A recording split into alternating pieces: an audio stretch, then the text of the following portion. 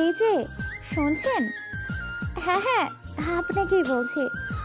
আমাদের সাবরি স্টোরি চ্যানেলটা একটু সাবস্ক্রাইব করে দিন না প্লিজ।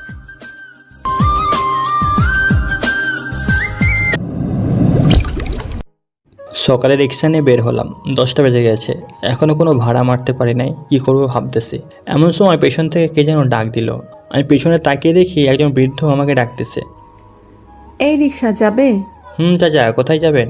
বাজারে যাব। কত টাকা ভাড়া? চাচা, 30 টাকা দিলেই হবে। আচ্ছা ঠিক আছে, 30 টাকাই দিব, চলো। আমি চাচাকে নিয়ে চলে আসলাম বাজারে। চাচা ভাড়া দিয়ে চলে গেল। আমি রিক্সায় বসে আছি, এমন সময় একটা মেয়ে আসলো আর বলল, এই রিক্সা যাবে? আমি মেয়েটার দিকে তাকিয়ে আছি এক পলকে, চোখের পাতা যেন পড়ছেই না আমার। মেয়েটা আমাকে ধাক্কা দিয়ে বলল, এই যে ভাইয়া, আপনাকে কিছু বলেছি। ও হ্যাঁ হ্যাঁ, কোথায় যাবেন যেন? 3 নাম্বার সেক্টর যাব। ঠিক আছে, ওঠেন। আমি মেয়েটিকে নিয়ে চলে আসলাম 3 নাম্বার সেক্টরে। ভাইয়া কত দেব ভাড়া? 50 টাকা দিলেই হবে। আপনি এত কম টাকা নিচ্ছেন যে?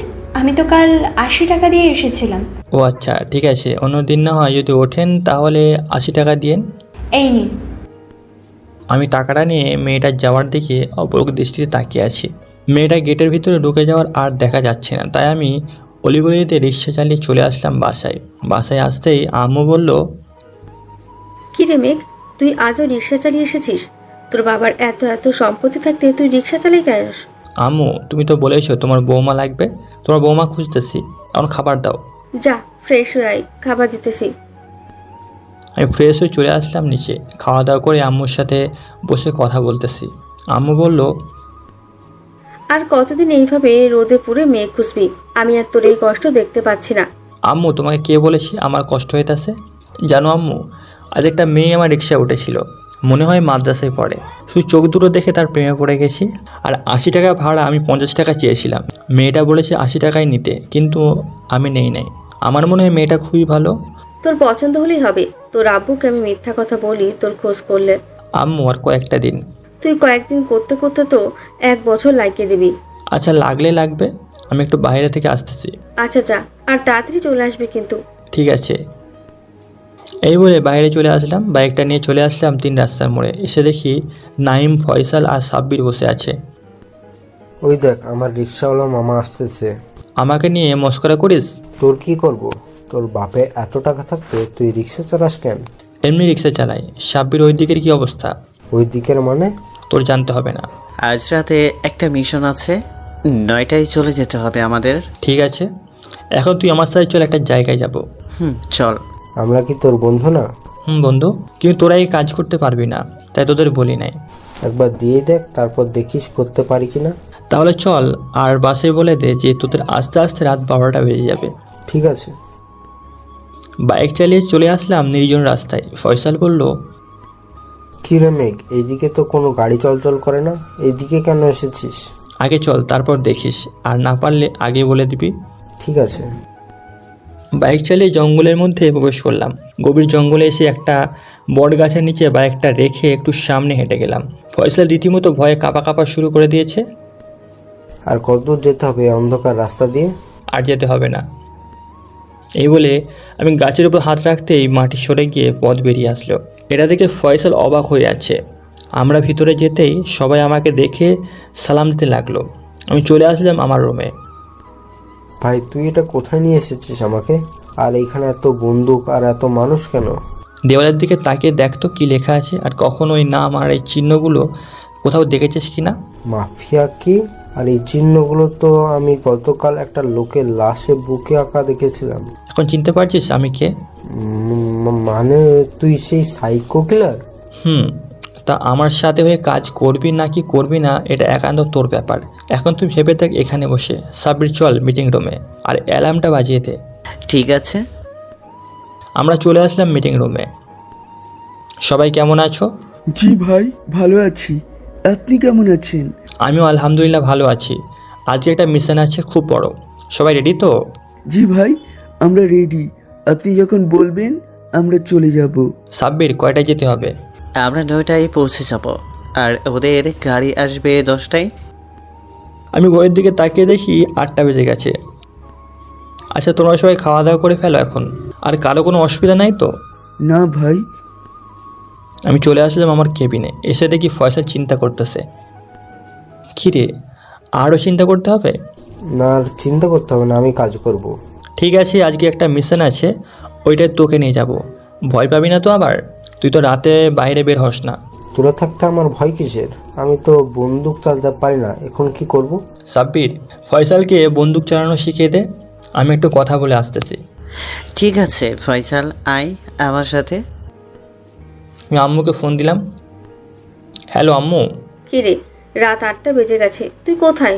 আম্মু, আমার এক বন্ধুর বাড়িতে এসেছি, তার ছোটো ভাইয়ের বার্থডেতে। ও, তো কয়টা বাজে আসবি? অনেক রাত হবে, তুমি ঘুমিয়ে যেও। আমার কাছে এক্সট্রা চাবি আছে। আচ্ছা ঠিক আছে। আর তোর চাচাতো বোন এসেছে?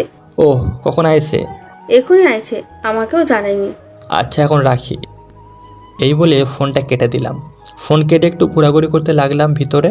ট্রেনিং রুমে এসে দেখি ফয়সালকে ট্রেনিং দিতেছে। সাব্বির পারবে তো ফয়সাল? প্রিয়াই শিখে গেছে, আর কতক্ষণ চালাইলেই পারবে। ওকে, তাহলে চল রেডি হয়ে নেই। তুই যা, আমরা 10 মিনিটের ভিতরে রেডি হতে পারবো। ঠিক আছে। আমি চলে আসলাম আমার কেবিনে। Bullet proof jacket, pant, helmet, জুতা সব কিছু পরে নিলাম। বুলেট প্রুফ জ্যাকেট সবাইকে দেওয়া আছে। আমি রেডি হয়ে বসে রইলাম। কিছুক্ষণ পর ফয়সাল আর সাব্বির আসলো। ওরাও দেখি রেডি হয়ে চলে এসেছে। আমরা সবাই বেরিয়ে চলে আসলাম নদীর পাড়ে। সব থেকে বেরি পাচার হয় নদীর পথে, কারণ যদি নদীর পথে পুলিশের লোকেরা ধরতে পারে না, রাস্তাতে গেলে সাথে সাথে পুলিশ ধরে ফেলতে পারবে, তাই আর রাস্তাতে পাচার করে না।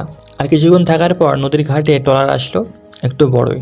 ট্রলার আসার প্রায় 15 মিনিট পর 5টা হাইএক্স আসলো। আমরা সবাই রেডি হয়ে বসে আছি, যে গাড়ি থেকে লোক বের হলো অমনি সাইলেন্ট আর গান দিয়ে মাথা বরাবর মারলাম একটা গুলি। ধপাস করে পড়ে গেল লোকটা। ফয়সাল দেখি গাড়ির টায়ারে গুলি করে সব ফাটিয়ে দিয়েছে। যাক, একটা তো ভালো কাজ করেছে। দুই দলের মধ্যে গুলি ছুটতে লাগলো। ওদের সব লোককে মেরে মাটিতে শুইয়ে দিলাম। আমাদের একজনও কিছু হয় না, কারণ আমরা পুরো সেফটি পরে থাকি সব সময়। ট্রলারের লোকেরা দেখি যত দ্রুত পারতেছে ট্রলারের স্পিড বাড়িয়ে ট্রলার ছেড়ে দিল। আমরা সবাই নিচে নেমে গাড়িগুলো চেক করলাম। প্রায় 150 জনের মতো মেয়ে অজ্ঞান হয়ে আছে। আর একটা গাড়িতে গাঁজা, ইয়াবা, মদ আরও অনেক কিছু আছে। আমার পরিচিত একজন পুলিশ কমিশনারকে ফোন দিয়ে আসতে বললাম। পুলিশ আসতে আমি তাদের সব বুঝিয়ে দিয়ে চলে আসলাম বাসায়।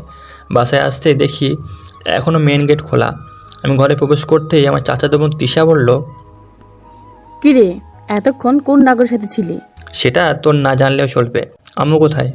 ঘুমিয়ে গেছে, আর আমি তোর জন্য বসে আছি। আমার জন্য তুই বসে আছিস কেন? তুই তো খাস নাই, তাই জেগে আছি। যা, তুই গিয়ে ঘুমিয়ে পড়। আমারটা আমি নিজে নিয়ে খেতে পারবো। আমি খাবার বেড়ে দিয়ে যাই। না, তোর বেড়ে দিয়ে যেতে হবে না। যা, অনেক রাত হয়েছে, গিয়ে ঘুমা। ঠিক আছে, যাচ্ছি। তিশা চলে গেল। আমি আমার রুমে এসে ফ্রেশ হয়ে নিচে এসে খাওয়া দাওয়া করে কিছুক্ষণ টিভি দেখে কখন যে ঘুমিয়ে গেছি খেয়াল নেই। সকালে আম্মুর ডাকে ঘুম ভাঙলো। কি রে, তুই এইখানে ঘুমিয়ে আছিস কেন? আর টিভি ছাড়া কেন এত সকালে? রাতে টিভি দেখতে দেখতে ঘুমিয়ে গেছি। আম্মু, খাবার রেডি করো আমার জন্য। যা, তুই ফ্রেশ হয়ে আয়, আমি খাবার রেডি করছি। আমি ফ্রেশ হয়ে চলে আসলাম নিচে। সকালে নাস্তা করে সেই 3 নম্বর সেক্টরে ওই মেয়ের বাসায় নিচে দাঁড়িয়ে রইলাম রিক্সা নিয়ে। আমি ভাবতেও পারিনি মেয়েটার সাথে আবারও দেখা হবে। আরে আপনি এখানে?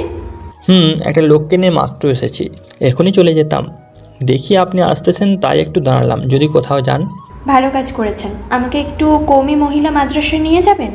ওঠেন, আমি দিয়ে আসতেছি। মেয়েটাকে উঠিয়ে রিক্সা চালাতে লাগলাম। আপু, আপনার নাম কি? আমার নাম ঋষিতা, মাদ্রাসায় শিক্ষকতা করি। ও আচ্ছা, আবার কখন আসবেন মাদ্রাসা থেকে? 5টায় আসবো। ঠিক আছে, আমি থাকবো না ওইখানে। আচ্ছা, দেখা যাবে। আপনার নামটাই তো জানা হলো না। আমার নাম মেঘ। কথা বলতে বলতে চলে আসলাম মাদ্রাসার সামনে। মেয়েটা নেমে ভাড়া দিয়ে চলে গেল। যাক, ভালোই হলো, আজকে একটু কথা বলতে পারলাম। দুপুরে বাসায় আসতে তিশা বলল, কিরে, তুই রিক্সা চালাস? চালাই। তোর কোনো সমস্যা আছে? ছোট আম্মু ভাইয়া দেখ, আমার সাথে দমকে দমকে কথা বলে। আমি কিন্তু চলে যাব। যা চলে, তোকে আসতে বলছে কে? ভালোবাসি তো, তাই পাত্তা দিস না। একদিন হারিয়ে যাব, সেদিন আমাকে খুঁজবি। দেখা যাবে, যা এখন এখান থেকে। আম্মু, খাবার দাও, আমি ফ্রেশ হয়ে আসতেছি। আচ্ছা যা। আমি ফ্রেশ হয়ে খেয়ে চলে আসলাম মাদ্রাসার সামনে। ঘড়ির দিকে তাকিয়ে দেখি 4:50 বাজে। আজানও দিয়ে দিয়েছে। মনে হয় নামাজ পড়ে তারপর বের হবেন। আমি পাশে থাকা মসজিদে নামাজ পড়ে এসে দেখি ঋষিতা দাঁড়িয়ে আছে। কোথায় গিয়েছিলেন রিক্সা রেখে? নামাজ পড়তে গিয়েছিলাম। আপনি কখন আইছেন? এই তো এখনই আসছি। ও আচ্ছা, ওঠেন। আমি ঋষিতাকে নিয়ে চলে আসলাম তার বাসার সামনে। ঋষিতা বলল, আপনার ফোন নাম্বারটা দেবেন, যখন দরকার পড়বে ফোন দেবো আপনাকে।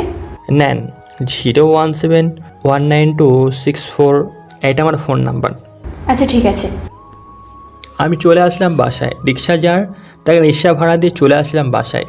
আজ অনেক খুশি লাগতেছে আমার, মনে হয় হাতে চাঁদ পেয়েছি। রাতে শুয়ে শুয়ে ল্যাপটপে কথা বলতেছি, এমন সময় অচেনা নাম্বার থেকে ফোন এলো। আমি ফোনটা ধরলাম না। কয়েকবার ফোন দেওয়ার পর যখন ধরে নেই তখন ফোনে একটা মেসেজ আসলো। মেসেজটা পড়েই অবাক, কারণ ঋষিত আমাকে কতগুলো ফোন দিয়েছে। আমি সাথে সাথে ফোন ব্যাক করলাম। হ্যালো, আসসালামু আলাইকুম। ওয়ালাইকুম সালাম। কেমন আছেন? আলহামদুলিল্লাহ, আপনি কেমন আছেন? আলহামদুলিল্লাহ। কি করেন? এই তো শুয়ে আছি। আপনি কি করেন? আমি বসে আছি। ঋষিতার সাথে কথা বলতেছি, এমন সময় আম্মু আসলো। মেঘ, এই নে ব্যাংকের চেক। তোর আব্বু বলেছে ব্যাংক থেকে টাকা তুলে আনতে। আমি আম্মুকে ইশারা করে বলতেছি, আম্মু বুঝতেছেন? তাই আমি ফোনটা রেখে দিয়ে বললাম, আম্মু যে তোমাকে ফোনের দিকে ইশারা করে বলতেছি তুমি দেখো নাই? আর রাত কয়টা বাজে? এখন কোনো ব্যাংক খোলা আছে? তোর আব্বুই তো বলেছে, তাই তো দিতে এসছি। আচ্ছা এখন যাও। আম্মু চলে গেল। আমি আবার ঋষিতাকে ফোন দিলাম। হ্যালো, আপনার আম্মু কিসের টাকার কথা বলেছিল? আমার চাচার টাকা উঠিয়ে আনতে বলতেছে ব্যাংক থেকে। ও আচ্ছা, খাওয়া দাওয়া করছেন? না, আপনি খাইছেন? না, খাবো একটু পর। ঋষিতার সাথে আরও কিছুক্ষণ কথা বলে ফোনটা কেটে দিলাম। কেটে দিয়ে নিচে এসে খাওয়া দাওয়া করে নিলাম। খাওয়া দাওয়া করে বসে বসে আব্বুর সাথে কথা বলতেছি। আব্বু বলল, মেঘ, তোর খবর কি? ফোন দিলে তোর কোনো খবরই পাওয়া যায় না। একটা কাজ করতেছি তো আব্বু, তাই আর কি। ও আচ্ছা, টাকাগুলো উঠিয়ে আনিস কাল গিয়ে। ঠিক আছে। আমি চলে আসলাম আমার রুমে। শুয়ে শুয়ে ফেসবুকিং করতে করতে কখন যে ঘুমিয়ে গেছি খেয়াল নেই। সকালে আম্মুরটাকে ঘুম ভাঙলো। মেঘ, 9টা বাজে, ওঠ। আম্মুর কথা শুনে বিছানা থেকে লাফ দিয়ে উঠে পড়লাম। তাড়াতাড়ি ফ্রেশ হয়ে নাস্তা না করে রিক্সাটা নিয়ে চলে আসলাম ঋষিতাদের বাসার সামনে। আজকে এত লেট হলো কেন আসতে? অনেক রাত জেগেছিলাম তো, তাই উঠতে দেরি হয়ে গেছে। ও আচ্ছা, একটু তাড়াতাড়ি যাবেন। আচ্ছা ঠিক আছে। আমি কোনো কথা না বলে রিক্সা নিয়ে চালিয়ে চলে আসলাম মাদ্রাসায়। ঋষিতার নেমে ভাড়া দিয়ে চলে গেল। আমি রিক্সাটা গ্যারেজে জমা দিয়ে চলে আসলাম বাসায়। বাসায় এসে ফ্রেশ হয়ে খাওয়া দাওয়া করে নিলাম। আম্মু, ব্যাংকের চেকটা কোথায় রাখছো? এই নে, আর তোর জন্য তোর আব্বু নতুন একটা বাইক কিনে আনছে, যা ওইটা নিয়ে। আব্বু কি চলে গেছে নাকি? অফিসে চলে গেছে। ও আচ্ছা। আমি নতুন বাইকটা নিয়ে চলে আসলাম ব্যাংকে। টাকা তুলে যেই বাইরে বের হলাম, এমন সময় পুলিশ কমিশনার সবুজের সাথে দেখা। আরে বন্ধু, তুই এখানে? টাকা তুলতে এসেছিলাম। তা তোর দিনকাল কেমন যাচ্ছে? ভালো, তুই আমার অনেক উপকার করেছিস। আমি তোর জন্য একটা উপহারের ব্যবস্থা করব প্রধানমন্ত্রীর কাছ থেকে। আচ্ছা, সেসব পরে দেখা যাবে। এখন কোথায় যাচ্ছিস? এই তো সামনে যাচ্ছি, একটা কাজ আছে। আচ্ছা যা। সবুজ চলে গেল। আমিও বাইক চালিয়ে বাসায় চলে আসলাম। বিকালে রিক্সা নিয়ে মাদ্রাসার সামনে গিয়ে দাঁড়িয়ে রইলাম। একটু পর ঋষিতা আসলো। আমি রিক্সা চালাতে লাগলাম। ঋষিতা বলল, সামনে যাওয়ার পথে শিশু পার্ক আছে, ওখানে একটু দাঁড়া করাবেন। ঠিক আছে। আমি চলে আসলাম শিশু পার্কে। এসে দাঁড়াতে ঋষিতা রিক্সা থেকে নেমে গেল। তাকিয়ে দেখি একটা মেয়ে দাঁড়িয়ে আছে। ওর হাতে কিছু কাগজ ধরিয়ে দিয়ে আমার দিকে ইশারা করে কী যেন বলল। ঋষিতা একটু দূরে থাকায় কথাগুলো শুনতে পাই নাই। মেয়েটা চলে যেতে ঋষিতা আবার রিক্সা উঠে পড়লো। এখন বাসার দিকে যেতে পারেন। আমি ঋষিতার বাসার নিচে চলে আসলাম। ঋষিতা টাকা দিয়ে চলে গেল। আজকে মনে হয় মনটা খারাপ, কোনো কথা বলে না রিক্সায়। আমি চলে আসলাম বাসায়। বাসায় এসে ফোন দিলাম। হ্যালো, আসসালামু আলাইকুম। ওয়ালাইকুম সালাম। কি হয়েছে আপনার, একটু বলবেন? আসলে আমার চাকরিটা চলে গেছে। আজকে একটা ইম্পর্টেন্ট ক্লাস ছিল, যেতে পারিনি, তাই আমাকে চাকরি থেকে রিজাইন দিয়ে দিয়েছে। ও আচ্ছা। কালকে আপনি আপনার সমস্ত কাগজপত্র নিয়ে বাসার নিচে 10টায় থাকেন। একটা জায়গায় নিয়ে যাব। কোথায় যাবেন? সেটা পরে বলবো, এখন রাখি। এই বলে ফোনটা কেটে দিলাম। নিচে এসে আম্মুকে বললাম, আম্মু, তোমার বান্ধবী না মাদ্রাসার শিক্ষকতা করে? কেন, কি হয়েছে? ঋষিতার চাকরিটা চলে গেছে। আমি চাইছিলাম তোমার বান্ধবী যেখানে শিক্ষকতা করে ওইখানে দিয়ে আসতাম। ওই মেয়েটার কথা বলছিস? এখন তো প্রতিদিনই কথা হয়। আচ্ছা, আমি কথা বলে দেখছি, তুই রুমে যা। ঠিক আছে আম্মু। আমি চলে আসলাম রুমে। এসে দেখি ফোন বাজতেছে। স্ক্রিনে তাকিয়ে দেখি ফয়সাল ফোন দিয়েছে। কি রে, তোর কোনো খোঁজ খবর নেই? কোথায় থাকিস সারাদিন? কেন, বাসায় তো থাকি। তুই কোথায় আছিস এখন? এই তো মামার দোকানে চা খাচ্ছি। ওয়েট কর, আমি আসতেছি। আচ্ছা ঠিক আছে, আই। সাব্বিরও সাথে আছে নাকি? আছে, আমরা সবাই আছি এখানে, শুধু তুই ছাড়া। আচ্ছা ফোন রাখ, আমি আসতেছি। এই বলে ফোনটা কেটে দিলাম। ফোন কেটে বাইক নিয়ে চলে আসলাম 3 রাস্তার মোড়ে। এসে দেখি সবাই চা খাচ্ছে। কী রে, তোরা কেমন আছিস? ভালো আছি, তুই কেমন আছিস? আমিও ভালো আছি। আর সব ভালো চলতেছে তো? সব ভালো চলতেছে। 2-3 এর ভিতরে আর একটা বড় মিশন হতে পারে। সমস্যা নাই, আমার আন্ডারে যত লোক আছে সবাই খবর দিয়ে রাখবি। তোর আর বলতে হবে না, আমি সবাইকে খবর দিয়ে দিয়েছি। অনেকজন চলেও এসেছে। ভালো করছিস। তা ফয়সাল, তোর গার্লফ্রেন্ডের কি অবস্থা? আর বলিস না, শালি শুধু পেড়া দেয়, এখন আর ভাল লাগে না। তোকে আগেই বলেছিলাম, তুই তো ওর সাথে রিলেশন করবি, এখনো বুঝ ঠেলা। সবসময় তো আমি বাঁশ খাই, আজও না হয় বড় একটা বাঁশ খেয়ে ফেললাম। খা তুই। আমরা আরও কিছুক্ষণ আড্ডা দিয়ে বাসে চলে আসলাম। আম্মু, ও আম্মু, খাবার দাও, খুব ক্ষুধা লাগছে। তোর আব্বু আসুক, ডাক দে, উপরে আছে। ঠিক আছে আম্মু। আমি উপরে এসে ফ্রেশ হয়ে আব্বুকে নিয়ে চলে আসলাম নিচে। খাবার টেবিলে বসতেই আম্মু বলল, মেঘ, কাল ঋষিতাকে নিয়ে এই ঠিকানায় চলে যাস। ঠিক আছে আম্মু। এই ঋষিতা আবার কে? কেন, আমার বৌমা। মেঘ, তুই কবে বিয়ে করেছিস আরও আমাদের না জানিয়ে? আরে আব্বু, তুমি ভুল বুঝতেছো, আমি বিয়ে করি নাই। একটা মেয়েকে পছন্দ হয়েছে, আম্মুকে বলেছিলাম। এখন আম্মু ওই মেয়েকে নিজের বাড়ির বৌমা বানিয়ে নিয়েছে। ও আচ্ছা, মেয়ে কী করে? মাদ্রাসার শিক্ষকতা করে আব্বু। ও আচ্ছা, ভালোই তো। তা একদিন নিয়ে আসিস, তোর আম্মু দেখবে না। কালকে আনবো। খাওয়া দাওয়া করে চলে আসলাম আমার রুমে। শুয়ে আছি, এমন সময় ঋষিতার ফোন। কি করেন? এই তো খাওয়া দাওয়া করে শুয়ে আছি। আপনি? এইমাত্র খেয়ে আসলাম। ও আচ্ছা, একটা কথা বলবো, যদি কিছু মনে না করেন। বলেন, কি বলবেন? আপনি কি কারোর সাথে রিলেশন করেন? না, আমি কারোর সাথে রিলেশন করি না, আর করতেও চাই না। যে আমাকে পছন্দ করবে তার পরিবার আমার পরিবারের সাথে কথা বলে বিয়ে করে নিয়ে যাবে। রিলেশন করা পাপ। ও আচ্ছা। ঋষিতার কণ্ঠ খুব সুন্দর, মনে হয় কোকিলের গলার মতো সুর। আর কিছুক্ষণ কথা বলার পর ঘুমিয়ে গেলাম। সকালে আম্মুর ডাকে ঘুম ভাঙলো। ফ্রেশ হয়ে খাওয়া দাওয়া করে বাইক নিয়ে চলে আসলাম ঋষিতাদের বাসার সামনে। ফোন দিলাম। হ্যালো। আমি আসছি, ওয়েট 5 মিনিট। আমি বাইক নিয়ে দাঁড়িয়ে আছি, একটু পর ঋষিতা আসলো। আমাকে এই ভেসে দেখে বলল, এই বাইক আর এইসব জামা কাপড় কোথায় পেয়েছো? বাইক আমার বন্ধুর, আর কাপড় আমি কিনেছিলাম কিছুদিন আগে। ও আচ্ছা, বাইক চালাতে পারো? পারি, ওঠো। ঋষিতা বাইকে উঠতেই আমি বাইক স্টার্ট দিয়ে চলে আসলাম মাদ্রাসার সামনে। আম্মুর বান্ধবীকে ফোন দিলাম। আসসালামু আলাইকুম আন্টি। ওয়ালাইকুম আসসালাম। মেঘ, আইসো? আন্টি, এখন আসলাম। বাইরে দাঁড়াবো নাকি ভিতরে ঢুকবো? ভিতরে আসো, আমি একজনকে পাঠাইতাছি, তোমাদের নিয়ে আসবে আমার রুমে। ঠিক আছে আন্টি। আমরা দুইজনে ভিতরে ঢুকলাম। একটা মেয়ে এসে আমাদের নিয়ে গেল একটা রুমে। গিয়ে দেখি দুইজন মহিলা বসে আছে। আসসালামু আলাইকুম। ওয়ালাইকুম আসসালাম। বসো মেঘ। এই ঋষিতা, তোমার কাগজপত্রগুলো দাও তো দেখি। এই, তুমি হাফেজ? তোমার চাকরি হয়ে গেছে, কাল থেকে তুমি ক্লাস শুরু করতে পারো। আর 10টা থেকে ক্লাস শুরু হয়। জানি আমি। তুমি কিভাবে জানলে? আসার সময় দেওয়ালে লেখা দেখেছিলাম। ও আচ্ছা। আন্টি তাহলে যাই আজকে? কফি খেয়ে যাও। না, একটা কাজ আছে, আবারও আসবো অন্যদিন। আচ্ছা ঠিক আছে। আমি আর ঋষিতা চলে আসলাম বাইরে। বাইকে বসতে ঋষিতা বলল, ধন্যবাদ তোমাকে। ধন্যবাদ দেওয়ার দরকার নেই। কোথায় ঘুরতে যাবেন নাকি? ভালো জায়গা থাকলে নিয়ে যান। সামনে একটা লেকের পাড় আছে, যাবে? চলুন। আমি ঋষিতাকে নিয়ে চলে আসলাম লেকের পাড়ে। ঋষিতা একটা বেঞ্চে বসে পড়লো। কিছু খাবেন? না, কিছু খাবো না। একটা কথা বলবো? বলুন। আপনাকে না বোরখায় পুরো অপসরি লাগে। ও তাই নাকি? এখন কি চলে যাবেন নাকি থাকবেন? চলে যাব এখন। আচ্ছা চলেন। আমি চলে আসলাম ঋষিতাদের বাসার নিচে। বাইকটা দাঁড় করাতে ঋষিতা নেমে গেল। একটা কথা ছিল। আবার কি কথা? আমার সাথে যাবেন আমাদের বাসায়? কেন? আম্মু আপনাকে দেখতে চাইছে, বলছে আজকে নিয়ে যাওয়ার জন্য। ঋষিতা দাঁড়িয়ে কি যেন ভেবে বলল, আচ্ছা চলুন। আমি মুচকি হাসি দিয়ে বাইকটা স্টার্ট দিয়ে চলে আসলাম আমাদের বাসায়। কলিং বেল দিতেই আম্মু এসে দরজা খুলে দিল। বলল, ভেতরে আয় ঋষিতাকে নিয়ে। আম্মু। ঋষিতা আমাদের এত বড় বাড়ি থেকে চমকে উঠলো। ফিসফিস করে বলল, মেঘ, এটা কাদের বাড়ি? আর তুমি তো রিক্সা চালাও, তোমার দ্বারায় এত বড় বাড়ি হবেও না। আগে বসো, তারপর জানতে পারবে। আমি আর ঋষিতার সোফায় গিয়ে বসে পড়লাম। আম্মু বলল, মেঘ, ফ্রিজ থেকে মিষ্টি আর ফল এনে দে ঋষিতাকে। না, আমি কিছু খাবো না।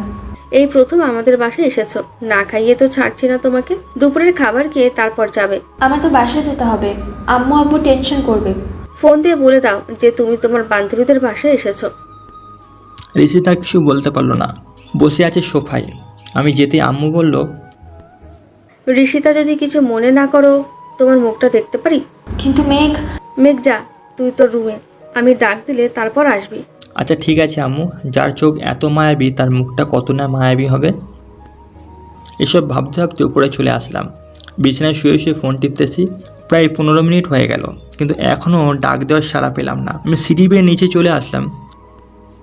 ঋষিতা এখানে থাকবে নাকি চলে যাবে? এখন চলে যাব, আবার অন্যদিন আসবো আন্টি। ঠিক আছে, চলো তাহলে। আমি আর ঋষিতা বাইরে বেরিয়ে আসলাম। বাইক স্টার্ট দিতে ঋষিতার এক হাত আমার কাঁধের ওপর রাখলো। মনে হয় শরীরের ভিতরে কারেন্ট বয়ে গেল। বাইক চালিয়ে যাইতেছি, ঋষিতা বলল, আমাকে যে পছন্দ করেন তা তো আমি জানি, আর এই রিক্সাওয়ালার নাটকটা করলেন কেন? এমনি করেছি। আপনার শাস্তি আছে। কি শাস্তি আসছে আমাকে বলবেন একটু? আর রিক্সা চালাতে হবে না, আমাকে প্রতিদিন বাইকে করে দিয়ে আসবেন। ঠিক আছে। আমরা আরও অনেক কথা বললাম। কখন যে বাসার সামনে চলে এসেছি খেয়াল নেই। এই, আর কোথায় যাচ্ছেন? বাসার সামনে তো চলে এসেছি। ও হ্যাঁ হ্যাঁ, নামো। ঋষিতা নেমে বাড়ির ভিতর চলে গেল। কেমন মেয়ে রে বাবা, কিছু বলেও গেল না। যাই, আমি বাসার দিকে রওনা দিলাম। ঋষিতার আম্মুর কি কথা হয়েছিল শুনে আসি। মাশাআল্লাহ, ঋষিতা, মেঘ তোমাকে খুব ভালোবাসে আর ও তোমার জন্য রিক্সা চালক হয়েছে। ওর বাবা হচ্ছে বিজনেসম্যান, আজ আবার বাইরে চলে গেছে। ও আচ্ছা, তো এখন আমি কি করব? মেঘ যখনই বলবে আমি তখনই তোমার বাসায় বিয়ের প্রস্তাব নিয়ে যাব। তুমি যদি রাজি থাকো বলো। আমি আর মানা করব না, কারণ আমিও মেঘকে মনে মনে ভালোবেসে ফেলেছি। এইসব কথা চলছিল আম্মুর সাথে। বাসায় এসে রুমে চলে গেলাম। গোসল করে ফ্রেশ হয়ে নিচে এসে খাওয়া দাওয়া করে বসে আছি। এমন সময় ঋষিতার ফোন। আসসালামু আলাইকুম। ওয়ালাইকুম সালাম। কি করেন? এই তো বসে আছি, আপনি কি করেন? নামাজ পড়ে ফোন দিলাম তোমাকে। তুমি নামাজ পড়েছো? না, আজ পড়ি নাই। কেন পড়ো নাই কেন? এমনি পড়ি নাই। কাল থেকে 5 ওয়াক্ত নামাজ পড়বা, মনে থাকে যেন। ঠিক আছে, মনে থাকবে। আরও কিছু কথা বলে ফোনটা কেটে দিলাম। অমনি সাব্বিরের ফোন। হ্যালো সাব্বির। কার সাথে এত কথা বলছিলি? কারোর সাথে না তো। কেন, কি হয়েছে? আজ রাতে একটা মিশন আছে, ওই আগের জায়গায়। কয়টা আসতে হবে? 10টায় আসলেই হবে। ঠিক আছে। আরেকটা সুখবর আছে। কি সুখবর? প্রধানমন্ত্রীর কাছ থেকে 100 কোটি টাকা দেওয়া হবে আমাদের। ও, তাহলে তো ভালোই হবে। আচ্ছা, আমাদের সদস্য কয়জন আছে? এইসব পরে আলোচনা করা যাবে। 9টায় আমাদের ওইখানে পৌঁছাতে হবে। স্নাইপার শুটারদের একটা জায়গায় রাখতে হবে। ঠিক আছে, আমি আসছি সন্ধ্যায়। এই বলে ফোনটা কেটে দিলাম। ফোন কেটে বিছানায় শুয়ে চোখ বুজে আছি। আম্মু আসলো আর বলল, কি রে মেঘ, কি হয়েছে? এইভাবে ঘামছিস কেন? কই ঘামতেছি? এই নে, তোর আব্বু এইটা তোকে দিয়েছে। ধন্যবাদ আম্মু। আম্মু, আব্বু কবে আসবে? কালকে রাতে আসবে, 1 মাস থেকে, তারপর আবার চলে যাবে। ও আচ্ছা। সজীবকে তো চিনিসই, তাই না? কেন, কি হয়েছে? ঋষিতা হচ্ছে সজীবের বোন। এইসব কি বলতেছো আম্মু? ঠিকই বলছিস।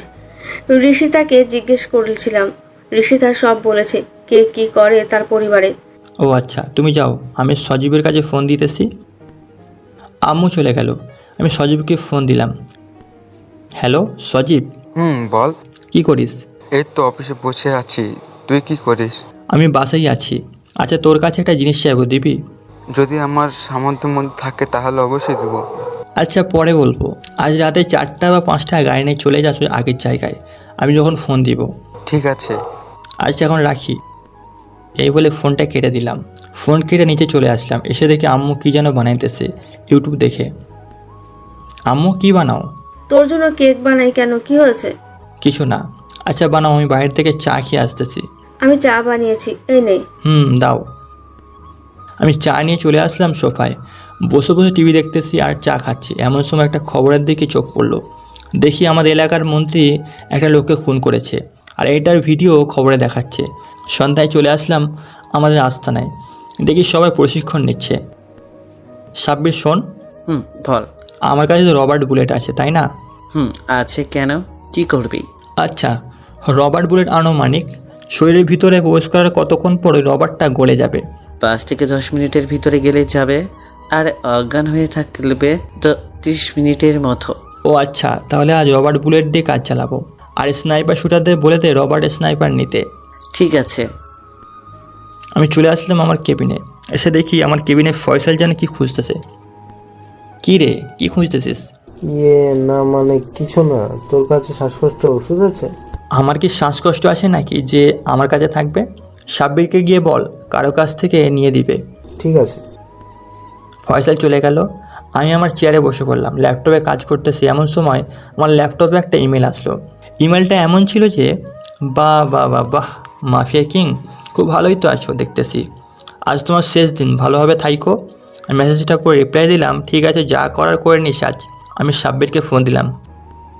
হ্যালো সাব্বির। বলি। একটু আমার কেবিনে আয় তো। ওকে, আসতেছি। কিছুক্ষণ পর সাব্বির আসলো। বললাম, দেখ তো এই মেলটা কোন লোকেশন থেকে এসেছে। ওয়েট, দেখছি। সাব্বির হচ্ছে একজন হ্যাকার, সব কিছু করে, যা রিলেটও হয়ে যায় সেসব আনতেও পারে। এই দেখ, এই জায়গা থেকেই এই মেলটা এসেছে, হাইওয়ের কাছাকাছি আছে। ঠিক আছে যা, এখন বাকিটা আমি কাজ সেরে ফেলতে পারবো। ওকে। ফোন দিলাম সজীবকে। হ্যালো সজীব। বল। হাইওয়েতে একটা বড় বিল্ডিং আছে, ওইখানে জঙ্গি দল আছে। কি বলতেছিস এসব? ঠিকই বলতেছি। দেখ তোর ফোনের লোকেশন পাঠিয়েছি আর একটা ভিডিও পাঠিয়েছি। ঠিক আছে, এখন রাখছি, আমি এক জায়গায় যাইতেছি। না, তোর যাওয়ার দরকার নেই, আজ ওরাই আসবে নদীর পাড়ে। আচ্ছা ঠিক আছে, তুই ওই দিকটা সামলা, আমি আসতেছি। ঠিক আছে। ঘড়ির দিকে তাকিয়ে দেখি 9টা বেজে গেছে। আমি রেডি হয়ে চলে আসলাম ট্রেনিং রুমে। এসে দেখি সবাই রেডি হয়ে গেছে। সাব্বির চল। চল। ফয়সাল কোথায়? আমি তোদের পিছনে। তুই পিছনে কি করিস? আমাদের সাথে আয়, আর তোমরা গাড়ি নিয়ে বের হয়ে যাও, আমি আসতেছি। ঠিক আছে ভাই। আমরা সবাই চলে আসলাম নদীর পাড়ে। এসে দেখি কিছুই নেই। হঠাৎ পায়ের নিচ থেকে কি যেন ভেসে উঠলো। তাকিয়ে দেখি বড় একটা এক্সপ্রেস শিপ। আমরা ওইদিকে খেয়াল না করে সামনের দিকে তাকিয়ে আছি। কিছুক্ষণের মধ্যে 30টার মতো গাড়ি আসলো। এতগুলো গাড়ি এসেছে, এখানে কি ব্যাপার? আচ্ছা যাই হোক, দেখি কি হয়। কিছুক্ষণ পর একটা লোক গাড়ি থেকে বের হয়ে আসলো। তাকিয়ে দেখি এটা আর কেউ নয়, রবিন। মানে আমার দলে কাজ করেছিল কয়েক বছর, কিছুদিন ধরে তাকে দেখা যাচ্ছে না। আজ দেখলাম। আমরা সবাই বুলেট গান নিলাম। যে মেয়েদের বাইরে বের করতে লাগলো আমরা গুলি মারতে লাগলাম। ওই পাশ থেকে উল্টো গুলি ছুটতে লাগলো। একটা গুলি এসে ফয়সালের হাতে লাগলো। আমি উঠে বুলেট গান ফেলতে স্নাইপার নিয়ে এক একজনের মাথায় মারতে লাগলাম। 5 মিনিটের মধ্যে 20 জনকে মেরে ফেলেছি। পিছনে গাড়ি চলে যেতে লাগলো। আমি স্নাইপার চাকার দিকে টার্গেট করে মারলাম গুলি। গাড়ি উল্টে গিয়ে নদীর সাইডে গিয়ে পড়লো। আমার দেখা দেখে সাব্বিরও স্নাইপার চালাতে লাগলো। কয়েকজন সাব্বিরকে নিয়ে চলে গেল আমাদের ডেরায়। এদিকে সব গুলি শেষ করে যারা এখনও বেঁচে আছে তাদেরকে রবার্ট বুলেট মারতে লাগলাম।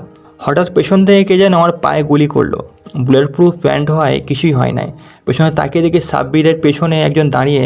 সে সাব্বিরকে গুলি করতে যাবে, স্নাইপার দিয়ে সোজা তার কপাল বরাবর শ্যুট করলাম। লোকটা গিয়ে নদীর পাড়ে পড়লো। আমার লোকেরা সব মেয়েগুলোকে বাইরে নামিয়ে তাদের জ্ঞান ফেরালো। মেঘ সজীবকে খবর দিয়ে দে, বল চলে আসতে। ঠিক আছে। আমি সজীবকে ফোন দিতে যাব যে পকেট থেকে ফোন বের করে দেখি রিসিভার অনেকগুলো মিস কল। আমি সজীবকে ফোন দিলাম। হ্যালো সজীব, চলে আয়। ঠিক আছে, আমার কাছাকাছি আছি, বেশি সময় লাগবে না আসতে। আচ্ছা ঠিক আছে। আমি ফোন কেটে দিয়ে মেয়েগুলোর কাছে গিয়ে জিজ্ঞেস করলাম, তোমাদের সবার বাড়ি কোথায়? সবাই বলতে লাগলো বিভিন্ন জায়গায় তাদের বাড়ি, কিন্তু বেশি মানুষ হচ্ছে আমাদের এলাকায়। যাই হোক, সজীব আসলো। সজীবকে সব বুঝিয়ে দিয়ে যেই চলে যেতে লাগলাম, সজীব বলল, মেঘ তোর তো গাড়ি আছে, আমাদের এলাকায় যতগুলো মেয়ে আছে সবগুলোকে দিয়ে আসতে পারবি? আচ্ছা ঠিক আছে, তুই বাকিদের নিয়ে যা। আর কালকে বলতেছে তোকে দেখা করতে। আচ্ছা ঠিক আছে, যাবো নে। এই বলে আমাদের এলাকার মেয়েদেরকে নিয়ে চলে আসলাম আমাদের গাড়িতে। সব মেয়েদের বাসায় দিয়ে চলে আসলাম আমাদের ডেরায়। এসে দেখি ফয়সাল ঘুমিয়ে আছে। হাতে ধরতেই ফয়সালের ঘুম ভেঙে গেল। একটা আঙুল পুরো থেঁতলে গেছে গুলি লেগে। কী রে, তুই হাতে কিছু ভরস নাই? পড়তে মনে নাই। আচ্ছা চল, ডক্টরের কাছ থেকে তোর আঙুলটা ব্যান্ডেজ করে দিয়ে আসি তোর বাসায়। চল, খুব জ্বালা করতেছে। আমি ফয়সালকে নিয়ে চলে আসলাম হাসপাতালে। ডক্টর ডক্টর বলুন। ওর আঙুলটা পরিষ্কার করে ব্যান্ডেজ লাগিয়ে কিছু ওষুধ দিয়ে দেন। ওনার হাতে কি হয়েছে? গুলি লেগেছে। তাহলে তো পুলিশ কেস, খবর দিতে হবে আগে। ওই পুলিশ আর ফয়সালও পুলিশ। ও আচ্ছা, ভেতরে নিয়ে চলেন। আমি ফয়সালকে নিয়ে ভিতরে চলে আসলাম। ভিতরে এসে ফয়সালকে বেডে শুইয়ে দিল ডাক্তার। আঙুলটা পরিষ্কার করে ব্যান্ডেজ করে দিয়ে কিছু ওষুধ লিখে দিল। নিচে ওষুধের দোকান থেকে ওষুধগুলো নিয়ে চলে আসলাম ফয়সালের বাসায়। কলিং বেল দিতেই ফয়সালের বোন এসে দরজা খুলে দিয়ে বলল, ভাইয়া তোমার কি হয়েছে আর আঙ্গুল ব্যান্ডেজ কেন? আরে তেমন কিছু হয় নাই, দরজায় আঙুল লেগে কেটে খাইছে। আঙুল কেটে গেছে, পরে ডক্টরের কাছ থেকে ব্যান্ডেজ করে আনছি। ও আচ্ছা, ভিতরে এসো ভাইয়া। না, আমি এখন চলে যাব, কাল আসবো আবার। রাত তো অনেক হয়েছে, 3টা বেজে গেছে, এখন আর গিয়ে কি করবে? আমাদের বাসায় থেকে যাও আজ। ভাইয়া তো ঠিকই বলতেছে, থেকে যা আজ। আচ্ছা ঠিক আছে। আমি ফয়সালের রুমে এসে ফ্রেশ হয়ে নিলাম। ফারিয়া আমাদের জন্য খাবার নিয়ে এলো। খাওয়া দাওয়া করে ফোন টিপতে টিপতে কখন যে ঘুমিয়ে গেছি খেয়ালই নেই। ঘুম ভাঙলো ঋষিতার ফোন কলে। ঘুম চোখে বললাম, হ্যালো। কটা বাজে? আমাকে দিয়ে আসবে কে? কে আপনি? আমি ঋষিতা। এখনো ঘুমিয়ে আছো? আমি লাফ দিয়ে ঘুম থেকে উঠলাম, তাকিয়ে দেখি 9:25 বাজে। তুমি 5 মিনিট ওয়েট করো, আমি আসতেছি। ঠিক আছে। আমি ফ্রেশ হয়ে নিচে এসে দেখি ফয়সাল চা খাইতেছে। ফয়সাল, তোর বাইকের চাবিটা দে তো। ওই যে নিয়ে যা, আর মনে হয় বাইকের তেল নেই বেশি। ঠিক আছে, আমি তেল ভরে আনবো নি। এই বলে বাইক নিয়ে চলে আসলাম ঋষিতাদের বাসার নিচে। এসে দেখি ঋষিতা মাথায় ছাতা দিয়ে দাঁড়িয়ে আছে। আমি যেতে ঋষিতা বলল, এতক্ষণ লাগে আসতে? সরি, ওঠো। আমি ঋষিতাকে বাইকে উঠিয়ে মাদ্রাসার সামনে নামিয়ে দিলাম। শোনো, আজকে মনে হয় আমি বিকালে আসতে পারবো না, একটা কাজে যাব, তবু একটা ফোন দিও। আচ্ছা ঠিক আছে। আমি বাইকটা নিয়ে চলে আসলাম তেল ভরতে। তেল ভরে চলে আসলাম ফয়সালের বাসায়। ফয়সাল, এই নে তোর চাবি, আর আমি একটা জায়গায় যাচ্ছি, যদি সাব্বির আসে তাহলে বলিস গেছে। ঠিক আছে। আমি সজীবকে নিয়ে চলে আসলাম গোপালগঞ্জে। জায়গাটা খুবই সুন্দর। শেখ মুজিবুর রহমান এই জায়গায় জন্মগ্রহণ করেছিলেন, টুঙ্গিপাড়ায়। আমরা চলে আসলাম প্রধানমন্ত্রীর বাড়িতে। গেটের সামনে দাঁড়িয়ে পরিচয় দিতেই আমাদের ভিতরে নিয়ে গেল। 2জন লোক এসে আমাদের সার্চ করে ভিতরে নিয়ে গেল। আমরা ভিতরে যেতেই আমাদের বসতে দিল। বসে আছে কিছুক্ষণ পর প্রধানমন্ত্রী আসলো। কখনো ভাবিনি এমন পরিস্থিতি আসতে পারে। যাই হোক, আসসালামু আলাইকুম। ওয়ালাইকুম আসসালাম। ম্যাম, এই হচ্ছে মাফিয়াদের লিডার মিস্টার মেক। আপনাদের অনেক সাহায্য করে। গতকাল নিজের জীবন বাজিয়ে রেখে যুদ্ধ করে আপনাদের দেশের নারীদের গুলোকে বাঁচিয়েছে। গুড। ক্যাশিয়ার, এদের টাকা এদের বুঝিয়ে দাও। আর মেঘ, আমাকে সবসময় পাবে তোমার পাশে, আর আমার বাহিনী তো আছেই। জি ম্যাম, আমি কখনো ভাবতে পারি নাই যে আপনার সাথে দেখা হবে। ম্যাম, একটা কথা ছিল। বলো। আপনার একটা সিল দিয়ে দিলে যদিও কখনো পুলিশও ধরে, তাহলে আপনার সিলটা দেখাতে পারবো। এই নাও, এই কার্ডটা নিয়ে যাও। এটা দেখলে তোমাকে কোনো পুলিশ ধরবে না, আর তোমার লোকদেরও এটার ফটোকপি করে দিও। ঠিক আছে। আমরা চলে আসলাম বাহিরে, গাড়ি নিয়ে বেরিয়ে পড়লাম আমাদের শহরের উদ্দেশ্যে। আস্তে আস্তে রাত হয়ে গেল। সজীব তার বাসায় চলে গেল, আর আমিও চলে আসলাম বাসায়। কিরে মেঘ, কাল কোথায় ছিলি তুই? বন্ধুর বাসায় ছিলাম আম্মু। আম্মু, খুব ক্ষুধা লাগছে, খাবার দাও। খাবার তো দিব, ঠিক আছে, কিন্তু এই লাগেজে কি আছে? দেখি আবার অজ্ঞান হয়ে যাবে না তো? অজ্ঞান আবার কি আছে এমন? এই দেখো। আমি লাগেজটা খুলতে আম্মু টাকাগুলো দেখে মাটিতে পড়ে যাবে এমন সময় আমি আম্মুকে ধরে সোফায় বসিয়ে দিলাম। তুই এত টাকা কোথায় পেয়েছিস? মাননীয় প্রধানমন্ত্রী দিয়েছে। আচ্ছা, আমি আগে ফ্রেশ হয়ে আসি, তারপর বাকি কথা বলবো। ঠিক আছে। আমি লাগেজটা নিয়ে উপরে চলে আসলাম। ফ্রেশ হয়ে নিচে গিয়ে রাতে ডিনার করে বসে আছি। এখন বল, তোকে এত টাকা দিল কেন? তুই কি এমন কাজ করিস যে তোকে এত টাকা দিয়েছে? আরে আম্মু, তোমাকে একা দেই নাই তো, আরও 2500 লোক আছে, সবাইকে দিয়েছে। কখনো মাফিয়া কিংয়ের নাম শুনছো? টিভিতে তার নামে কত ভালো ভালো কথা বলে। কাল রাতেও নাকি কয়েকশত মেয়ে পাচারকারীর হাত থেকে বাঁচিয়েছে। হ্যাঁ, সেটাই আমি, মাফিয়া কিং। আমার সাথে মস্করা করিস? এই দেখো সেই রকেট যেটা টিভিতে দেখায়। তোর আব্বুকে আমি এখনই বলছি। না আম্মু, তুমি এই কথা কাউকে বলবা না, আর টাকাগুলো কাল তাদের দিয়ে আসবো। ভালো কাজ করি বলেই তো টাকা দিয়েছে। ঋষিতার সাথে কথা বলছিস? না, একটু পর ফোন দিব। এই বলে চলে আসলাম উপরে। ঋষিতার নাম্বারে ফোন দিলাম। আসসালামু আলাইকুম। ওয়ালাইকুম সালাম। কেমন আছেন? আলহামদুলিল্লাহ ভালো, তুমি কেমন আছো? আলহামদুলিল্লাহ ভালো। আজকে কোথায় গিয়েছিলেন? বন্ধু স্যার টুঙ্গিপাড়ায় গিয়েছিলাম একটা কাজে। ও আচ্ছা, খাওয়া দাওয়া করেছেন? করছি। তুমি করছো? করেছি। সজীব তোমার ভাই হয় তাই না? কেন, কি করেছে তোমাকে? কিছু নাও, আমার বেস্ট ফ্রেন্ড। ও আচ্ছা। তাজ মাদ্রাসা কেমন লাগলো? সব কিছু ঠিকঠাক আছে তো? ঠিক আছে, কিন্তু বাইরে বের হলে পাড়ার ছেলেরা আমাদের পিছু নেয়। ও আচ্ছা, ঠিক আছে, কাল তো আমি যাচ্ছি, পরে একটা ব্যবস্থা করে আসবো নে। কথা বলতে বলতে কখন যে ঘুম জেগেছি খেয়ালই নেই। সকালে ফোনের রিংটোনে ঘুম ভাঙলো, তাকিয়ে দেখি 8টা বাজে। হ্যালো, আসসালামু আলাইকুম। ওয়ালাইকুম সালাম। মেঘ ভাইয়া কেমন আছো? ভালো আছি, তুই কেমন আছিস? আমিও ভালো আছি। তা আজ এত সকালে ফোন দিলি যে? আমার বিয়ে ঠিক হয়ে গেছে। আলহামদুলিল্লাহ, যাক, অনেক দিন পর একটা বিয়ে খেতে পারবো। আমার জন্য তোমার একটুও কষ্ট হয় না? কষ্ট হবে কেন? তুই আমার চাচাতো বোন। কবে বিয়ে? 15 তারিখে বিয়ে। আচ্ছা, বিয়ের আগের দিন রাতে আসবো আব্বু আম্মুকে নিয়ে। আগে আসলে কি হয়? কিছু না, আচ্ছা রাখি, পরে আবার ফোন দিব। এই বলে ফোনটা কেটে দিলাম, কারণ ওর সাথে বেশি কথা বললে পাগলামি করবে। মেয়েটা খুবই ভালো। এসব ভাবতেছিলাম এমন সময় ঋষিতার ফোন। আসসালামু আলাইকুম। ওয়ালাইকুম সালাম। উঠেছো? আচ্ছা, আমি ফ্রেশ হয়ে খাবার খেয়ে আসতেছি। আচ্ছা ঠিক আছে, আসো। ফ্রেশ হয়ে খাবার খেয়ে চলে আসলাম ঋষিতাদের বাসার নিচে। ফোন দিতেই ঋষিতা ফোন রিসিভ করে বলল, আসছি, ওয়েট করো 5 মিনিট। ঠিক আছে। আমি বাইকটা সাইড করে রেখে দাঁড়িয়ে আছি, এমন সময় কে যেন পিছন থেকে ডাক দিল। তাকিয়ে দেখি সজীব দাঁড়িয়ে আছে। কি রে, তুই আমার বাসায়? কেন, আসতে পারি না? আসতে পারবি না কেন? অবশ্যই আসতে পারবি। তা এইখানে কেন? তোর বোনকে নিতে এসেছি। আমার বোনকে নিতে এসেছিস মানে? তোর বোনকে মাদ্রাসায় দিয়ে আসি প্রতিদিন। ওই তো ঋষিতা চলে এসেছে। ভাইয়া তুমি এখানে? কেন, আশা করি নাই। আসলে ভাইয়া। আচ্ছা যা, আর মেঘ আন্টি আঙ্কেলকে সন্ধ্যায় নিয়ে আসবি আমাদের বাসায়। ঠিক আছে, তাহলে এখন নিয়ে যাই তোর বোনকে। আচ্ছা, না যা। আমি ঋষিতাকে নিয়ে চলে আসলাম মাদ্রাসায়। ঋষিতা, তুমি কি তোমার ভাইকে ভয় পাও?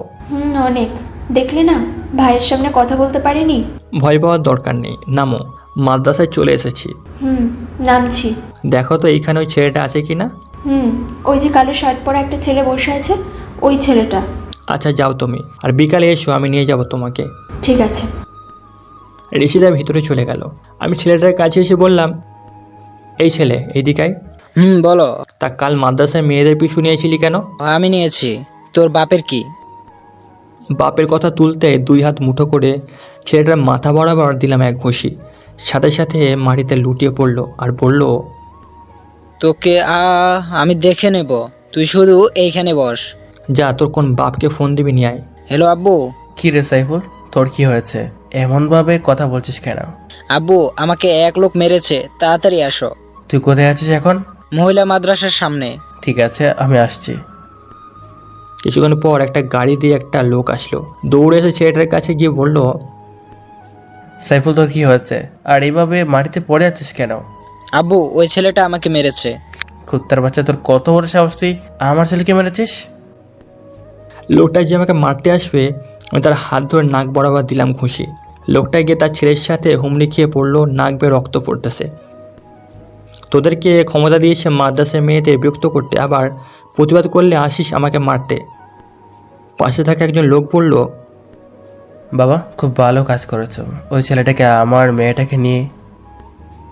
লোকটা কিছু বলতে পারলো না, কান্না করে দিল। আমি ফোন দিলাম সজীবকে। হ্যালো সজীব। কোথায় আছিস রে তুই? মাদ্রাসার সামনে আছি, একটা গায়ে নিয়ে আয়। কেন, কি করবি? আয় আগে, তারপর বলতেছি। ঠিক আছে, 5 মিনিটের ভিতরে আসতেছি। কিছুক্ষণ পর সজীব আর পুলিশের গাড়ি নিয়ে আসলো। সবাই পুলিশের গাড়ি দেখে সরে গেল।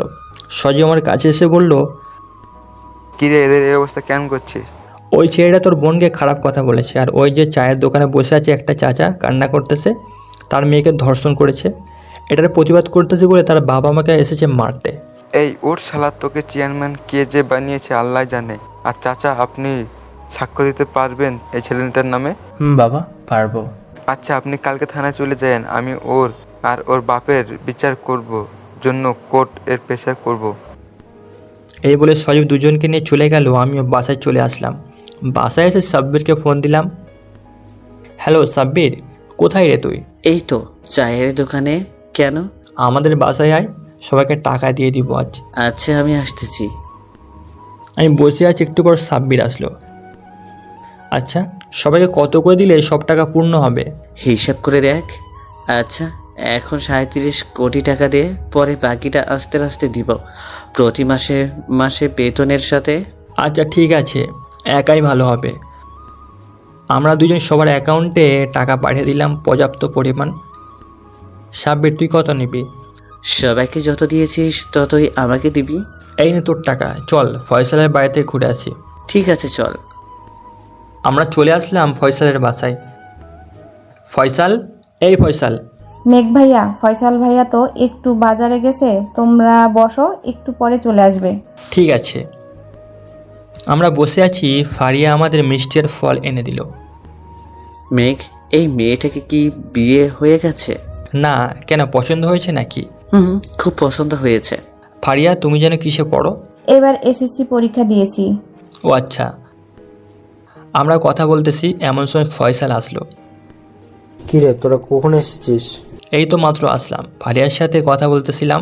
ও আচ্ছা, ফারিয়া এগুলো নিয়ে যা। দাও। ফারিয়া চলে গেল। ফয়সাল এসে আমাদের পাশে এসে বসলো। তো কি ব্যাপার, এই অবলা তোর? এই নে টাকা, আর মাসে মাসে বেতনের সাথে বাকি টাকাগুলো দেওয়া হবে। ও আচ্ছা, খাইছিস কিছু? খেয়েছি। সাব্বির বলে তোকেই বলবে। বল। না মানে ফয়সাল, ফারিয়াকে আমার খুব পছন্দ হয়েছে। এখন তুই যদি চাস তাহলে আম্মু আব্বুকে নিয়ে আসবো। ফারিয়া তো বলতেছে ডাক্তারি পড়ে তারপর বিয়ে করবে। সমস্যা নাই, পড়তে থাকুক, আমি তো মানা করি নাই। আচ্ছা, আর কিছুদিন যাক, আম্মু আব্বু একটু বাইরে গেছে হজ করতে, তারা আসলেই কথা বলবো। ঠিক আছে, তাহলে আমরা এখন যাই। থাক, মানা করছে কে? না ফয়সাল, আমি বাসায় গিয়ে গোসল করে নামাজ পড়ে তারপর খাওয়া দাওয়া করবো। তুই আবার কবে থেকে সাধু হয়ে গেছিস? এই তো 1 মাস ধরে। ও আচ্ছা, যা তাহলে। আমরা চলে আসলাম বাসায়। সাব্বির চলে গেছে তার বাসায়। গোসল করে নামাজ পড়ে খাওয়া দাওয়া করে বসে আছি। আম্মু আসলো আর বলল, কি করিস? দেখো না, বসে বসে টিভি দেখি। তা তো দেখতেছি। তিশা বলে তোকে ফোন দিয়েছিল। মনেই নাই তোমাকে বলতে। তিশার নাকি বিয়ে? মেয়েটা তোর জন্য অপেক্ষা করছিল, তুই মেয়েটাকে বিয়ে করবি। আম্মু, আমি কোনো আত্মীয়দের মধ্যে বিয়ে করতে চাই না, তুমি সেটা জানোই। জানি। আচ্ছা 10 তারিখে আমাকে নিয়ে দিয়ে আসবি, তোর আব্বু ওইখান দিয়ে চলে যাবে। ঠিক আছে আম্মু। আর তো রয়েছেন 7 দিনই। বিকেলে একটু শপিং এ যাবি আমার সাথে? কয়টায়? 6টায় গেলেই হবে। ঠিক আছে, আমি রিচিতাকে নামিয়ে দিয়ে তারপর এসে তোমাকে নিয়ে যাব। আচ্ছা ঠিক আছে। বিকালে চলে আসলাম মাদ্রাসার সামনে। এসে দেখি রিচিতা দাঁড়িয়ে আছে। রিচিতা, আজ এত তাড়াতাড়ি বেরিয়ে আসলে যে? আজ তাড়াতাড়ি ছুটি দিয়ে দিয়েছে, খুব গরম পড়েছে। ও আচ্ছা, ওঠো, তোমাকে বাসায় নামিয়ে দিয়ে আম্মুকে নিয়ে একটু শপিংয়ে যাব। ও আচ্ছা। আমি রিচিতাকে তার বাসার সামনে নামিয়ে চলে আসলাম বাসায়। আম্মু, ও আম্মু, কোথায় তুমি? তুই একটু বস, আমি আসছি। আর নিচে বসে রইলাম। আম্মু একটু পর রেডি হয়ে আসলো আর বলল, চল এখন। আমি আম্মুকে নিয়ে চলে আসলাম শপিং মলে। আম্মু একটা গহনার দোকানে ঢুকলো, আমি ওর সাথে গেলাম। ভাইয়া, ওই নেকলেসটা দেখান তো। এই নেন। এইরকম ডিজাইনের আর কয়টা নেকলেস আছে? আরেকটা আছে বাকি, ওগুলো শেষ হয়ে গেছে। ও আচ্ছা, এই দুইটার দাম কত? 9,25,000 টাকা। 25,000 টাকা কম দিলেই চলবে। ওকে, এই দুটো প্যাক করে দিন। ঠিক আছে ম্যাম। আম্মু, দুইটা গহনা নিয়েছো কার জন্য? কেন, ঋষিতার জন্য একটা নিয়েছি, আর তিশার জন্য একটা। ও আচ্ছা, আর কিছু নিবা? আর কয়েকটা শাড়ি নেব। ঋষিতা ফোনতে বলেছে যে তার জন্য দুটো নীল শাড়ি কিনতে। ও আচ্ছা। আমরা শাড়ির দোকানে চলে আসলাম, শাড়ি কিনে চলে আসলাম বাসায়। আম্মু সজীব বলেছিল তোমাকে নিয়ে ওদের বাসায় যেতে। তাই তো এইগুলো কিনে নিয়েছি, আর যাওয়ার সময় মিষ্টি কিনে নিয়ে যাস। ও আচ্ছা। আমরা চলে আসলাম ঋষিতাদের বাসায়। কলিং বেল দিতে এই সজীবের আম্মু এসে দরজা খুলে দিল। আসসালামু আলাইকুম আন্টি। ওয়ালাইকুম সালাম। মেঘ, কেমন আছো? আলহামদুলিল্লাহ ভালো আছি, আপনি কেমন আছেন? আমিও ভালো আছি, ভেতরে আসো। আমি আম্মুকে নিয়ে ভিতরে চলে আসলাম। আন্টি, উনি হচ্ছেন আমার আম্মু। সজীব বলেছিল আসতে। আজকে ও বলেছিল মেহমান আসবে আজকে। সজীব, ওই সজীব, দেখ মেঘ এসেছে। একটু পর সজীব নিচে নেমে আসলো। আম্মুকে দেখে বলল, আসসালামু আলাইকুম আন্টি, কেমন আছেন? ওয়ালাইকুম আসসালাম, ভালো আছি। সজীব, তুমি কেমন আছো? আমি ভালো আছি। আম্মু ওদের মিষ্টি এনে দেন। আসতেছি। আমি আম্মুর কানে কানে ফিসফিস করে বললাম, আম্মু জিজ্ঞেস কর ঋষিতা কোথায়? তুই চুপ করে বস, আমি জিজ্ঞেস করব। তোর বলতে হবে না। আমি চুপ করে বসে আছি। একটু পর আম্মু বলল, সজীব, ঋষিতা কোথায়? রিশাদা তার রুমে আছে, আমি ওকে ডাকতেছি। রিশাদা, এই রিশাদা, একটু নিচে আয় তো। আসছি ভাইয়া।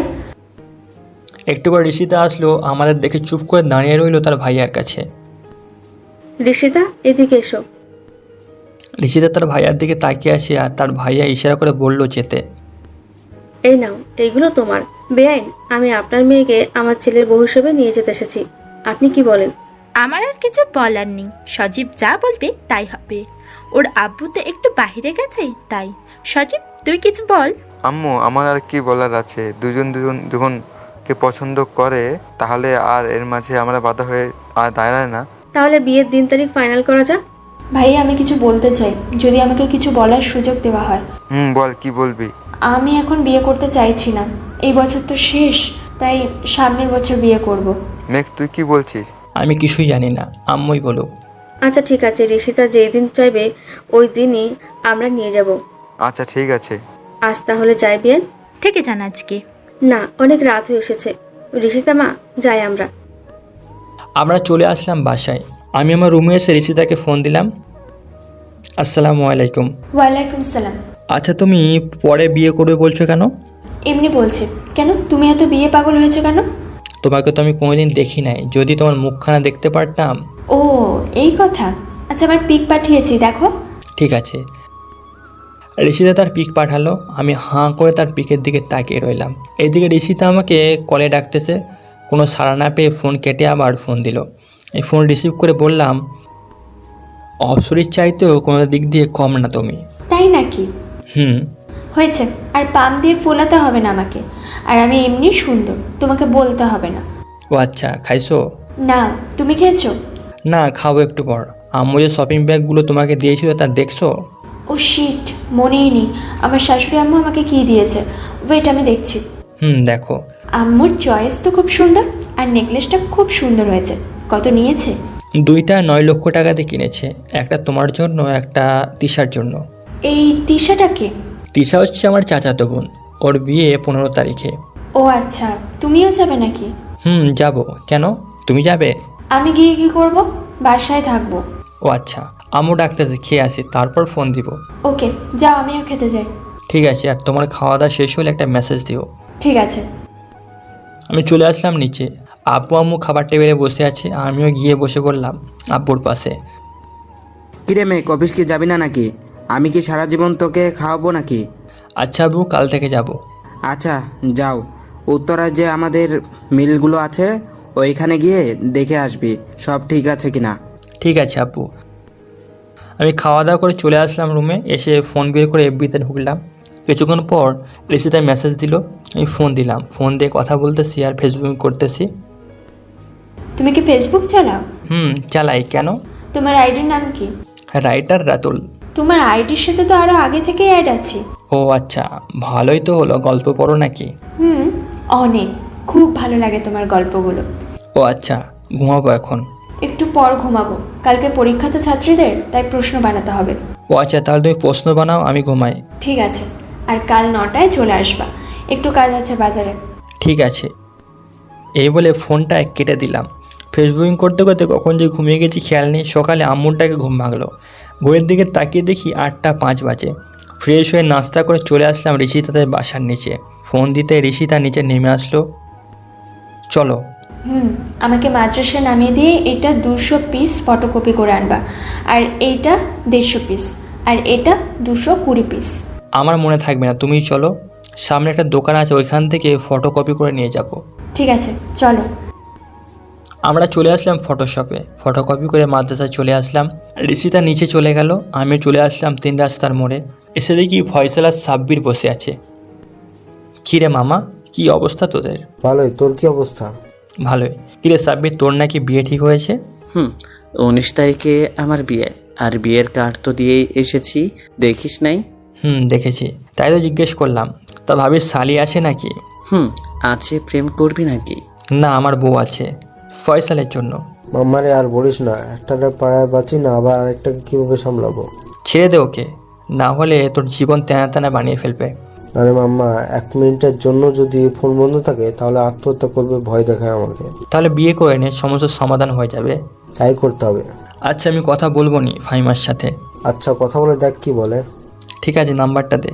এই নে তোল, 017। আচ্ছা আমি বাসায় গিয়ে ফোন দিব নি। ঠিক আছে।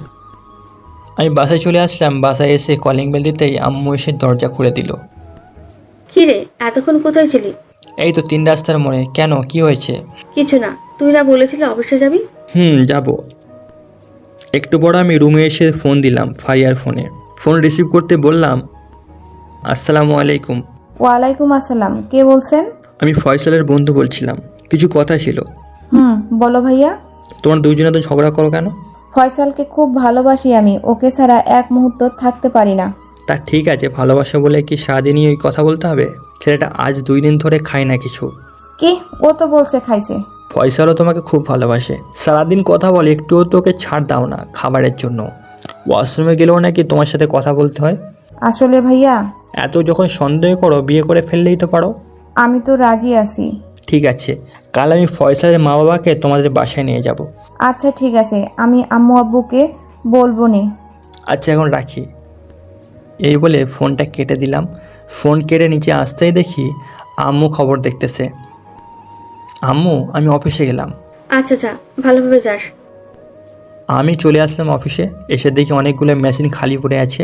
আমি ম্যানেজারের রুমে এসে দেখি চেয়ারে বসে আরামে চা খাচ্ছে। এই যে ম্যানেজার। আমার গলার কণ্ঠ শুনে চেয়ার থেকে লাফ দিয়ে উঠে বলল, স্যার আপনি এইখানে? কেন আশা করেননি? আসলে স্যার, আসলে করতে হবে না। অফিসের সব লোক কোথায়? সবাই চলে গেছে কাজ করবে না বলে। কেন চলে গেছে জানতে পারি? আমি নিজেও জানি না। সবাইকে ফোন দিয়ে বলেন আসতে, আমি কথা বলবো। ঠিক আছে স্যার। কিছুক্ষণ পর সবাই চলে আসলো। আমি জিজ্ঞেস করলাম, ভাইয়া ও আপুরা তোমরা কাজ ছেড়ে চলে গেছো কেন? স্যার, আমাদের বেতন কমিয়ে দিয়েছে আর প্রতি মাসে 100 টাকা করে কেটে রাখে ওই ম্যানেজার। ম্যানেজার? এইসব কি শুনতেছি? এই জন্য কি আপনাকে রাখা হয়েছে? Sorry sir. এইসব কতদিন ধরে চলতেছে? স্যার গত 3 মাস ধরে চলতেছে। বড় স্যার কাজের চাপে এখানে আসতে পারে না, তাই এমন করতেছে এই ম্যানেজার। ম্যানেজার, আপনি 3 মাসের সকল কিছু হিসাব করে 20 মিনিটের মধ্যে যান এখান থেকে। আর আপনারা আপনাদের কাজে বসেন। আজ থেকে আমি অফিসে দেখাশোনা করব। আর এই যে ছেলে, এইদিকে আসো। জি স্যার। তোমার নাম কি আর কোন ক্লাস পর্যন্ত পড়াশোনা করেছো? আমার নাম রাজিম, এইচএসসি পাশ করেছি। ঠিক আছে, আজ থেকে তুমিও কাজ করবে। আর মালপত্র যা আসবে সব কিছু লিস্ট আমাকে দিতে পারবে না? জি স্যার, পারবো।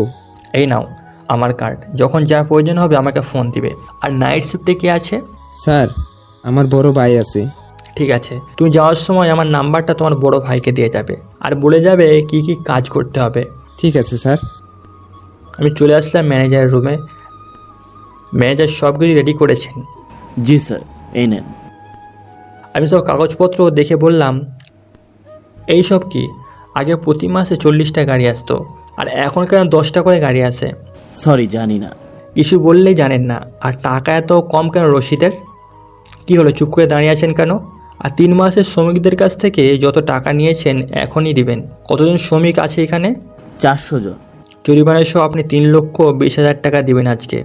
স্যার আজ পারবো না, কারণ আমার কাছে এত টাকা নেই এখন। আপনার ব্যাংক কার্ড দেন আর আপনার সাথে ক্যাশ কত টাকা আছে বের করেন। 60,000 টাকার কেস আছে। আর এই নেন ব্যাংকের কার্ড, 3 লক্ষ টাকা আছে ব্যাংকে। ঠিক আছে, চলেন আমার সাথে ব্যাংকে। চলেন। আমি ম্যানেজারকে নিয়ে চলে আসলাম ব্যাংকে। টাকাগুলো নিয়ে ব্যাংক অ্যাকাউন্টটা তার হাতে দিয়ে বললাম, এই নেন আরও 20,000 টাকা, কাল আপনার আর অফিসে আসতে হবে না। এই বলে চলে আসলাম অফিসে। সবাই এইদিকে আসেন, কাল আপনাদের টাকা দেওয়া হবে যত টাকা নেওয়া হয়েছে। আর আপনারা এখন থেকে প্রতিদিন কাজে আসবেন। ঠিক আছে স্যার। এই বলে চলে আসলাম বাইরে। বাইরে এসে বাইকটা নিয়ে আর একটা কোম্পানিতে যাবো, এমন সময় ঋষিতার ফোন। আসসালামু আলাইকুম। ওয়ালাইকুম সালাম। কোথায় তুমি? আমি তো একটু আমাদের কোম্পানিতে এসেছিলাম। কেন? মাদ্রাসা ছুটি দিয়ে দিয়েছে, আমি রিক্সা করে চলে যাই তাহলে? ঠিক আছে, চলে যাও। আর আমার যেতেও সময় লাগবে। আর বাসায় গিয়ে ফোন দিবা, না হলে টেনশন হবে আমার। ঠিক আছে। এই বলে ফোনটা রেখে দিলাম। ফোন রেখে দিয়ে বাইক চালিয়ে চলে আসলাম আরেকটা কোম্পানিতে। আমি যেতেই ম্যানেজার আমাকে সব কিছু দেখাতে লাগলো। আমি সব কিছু দেখে বললাম, ঠিক আছে, এইভাবে কাজ চললেই হবে। আর কি লাগবে আমাকে জানাবেন, এই নেন আমার কার্ড। ঠিক আছে স্যার। আমি আব্বুকে ফোন দিলাম। আসসালামু আলাইকুম আব্বু। ওয়ালাইকুম সালাম। কিরে হঠাৎ ফোন? আব্বু, ওরাই কি আমাদের দুইটাই কোম্পানি নাকি আরও আছে? না, উত্তরায় আমাদের 5টা কোম্পানি আর গাজীপুরে 2টা কোম্পানি। ঠিক আছে আব্বু। এই বলে ফোনটা কেটে দিলাম। ফোন কেটে আরও 3টা অফিসে ঘুরে ঘুরে দেখতে লাগলাম। দেখা শেষ করে আস্তে আস্তে রাত হয়ে গেল। ফোনটা বের করে দেখি রিসিতে অনেকগুলো মিস কল। আমি ফোন ব্যাক করলাম। আসসালামু আলাইকুম। ওয়ালাইকুম সালাম। কোথায় আছো এখন?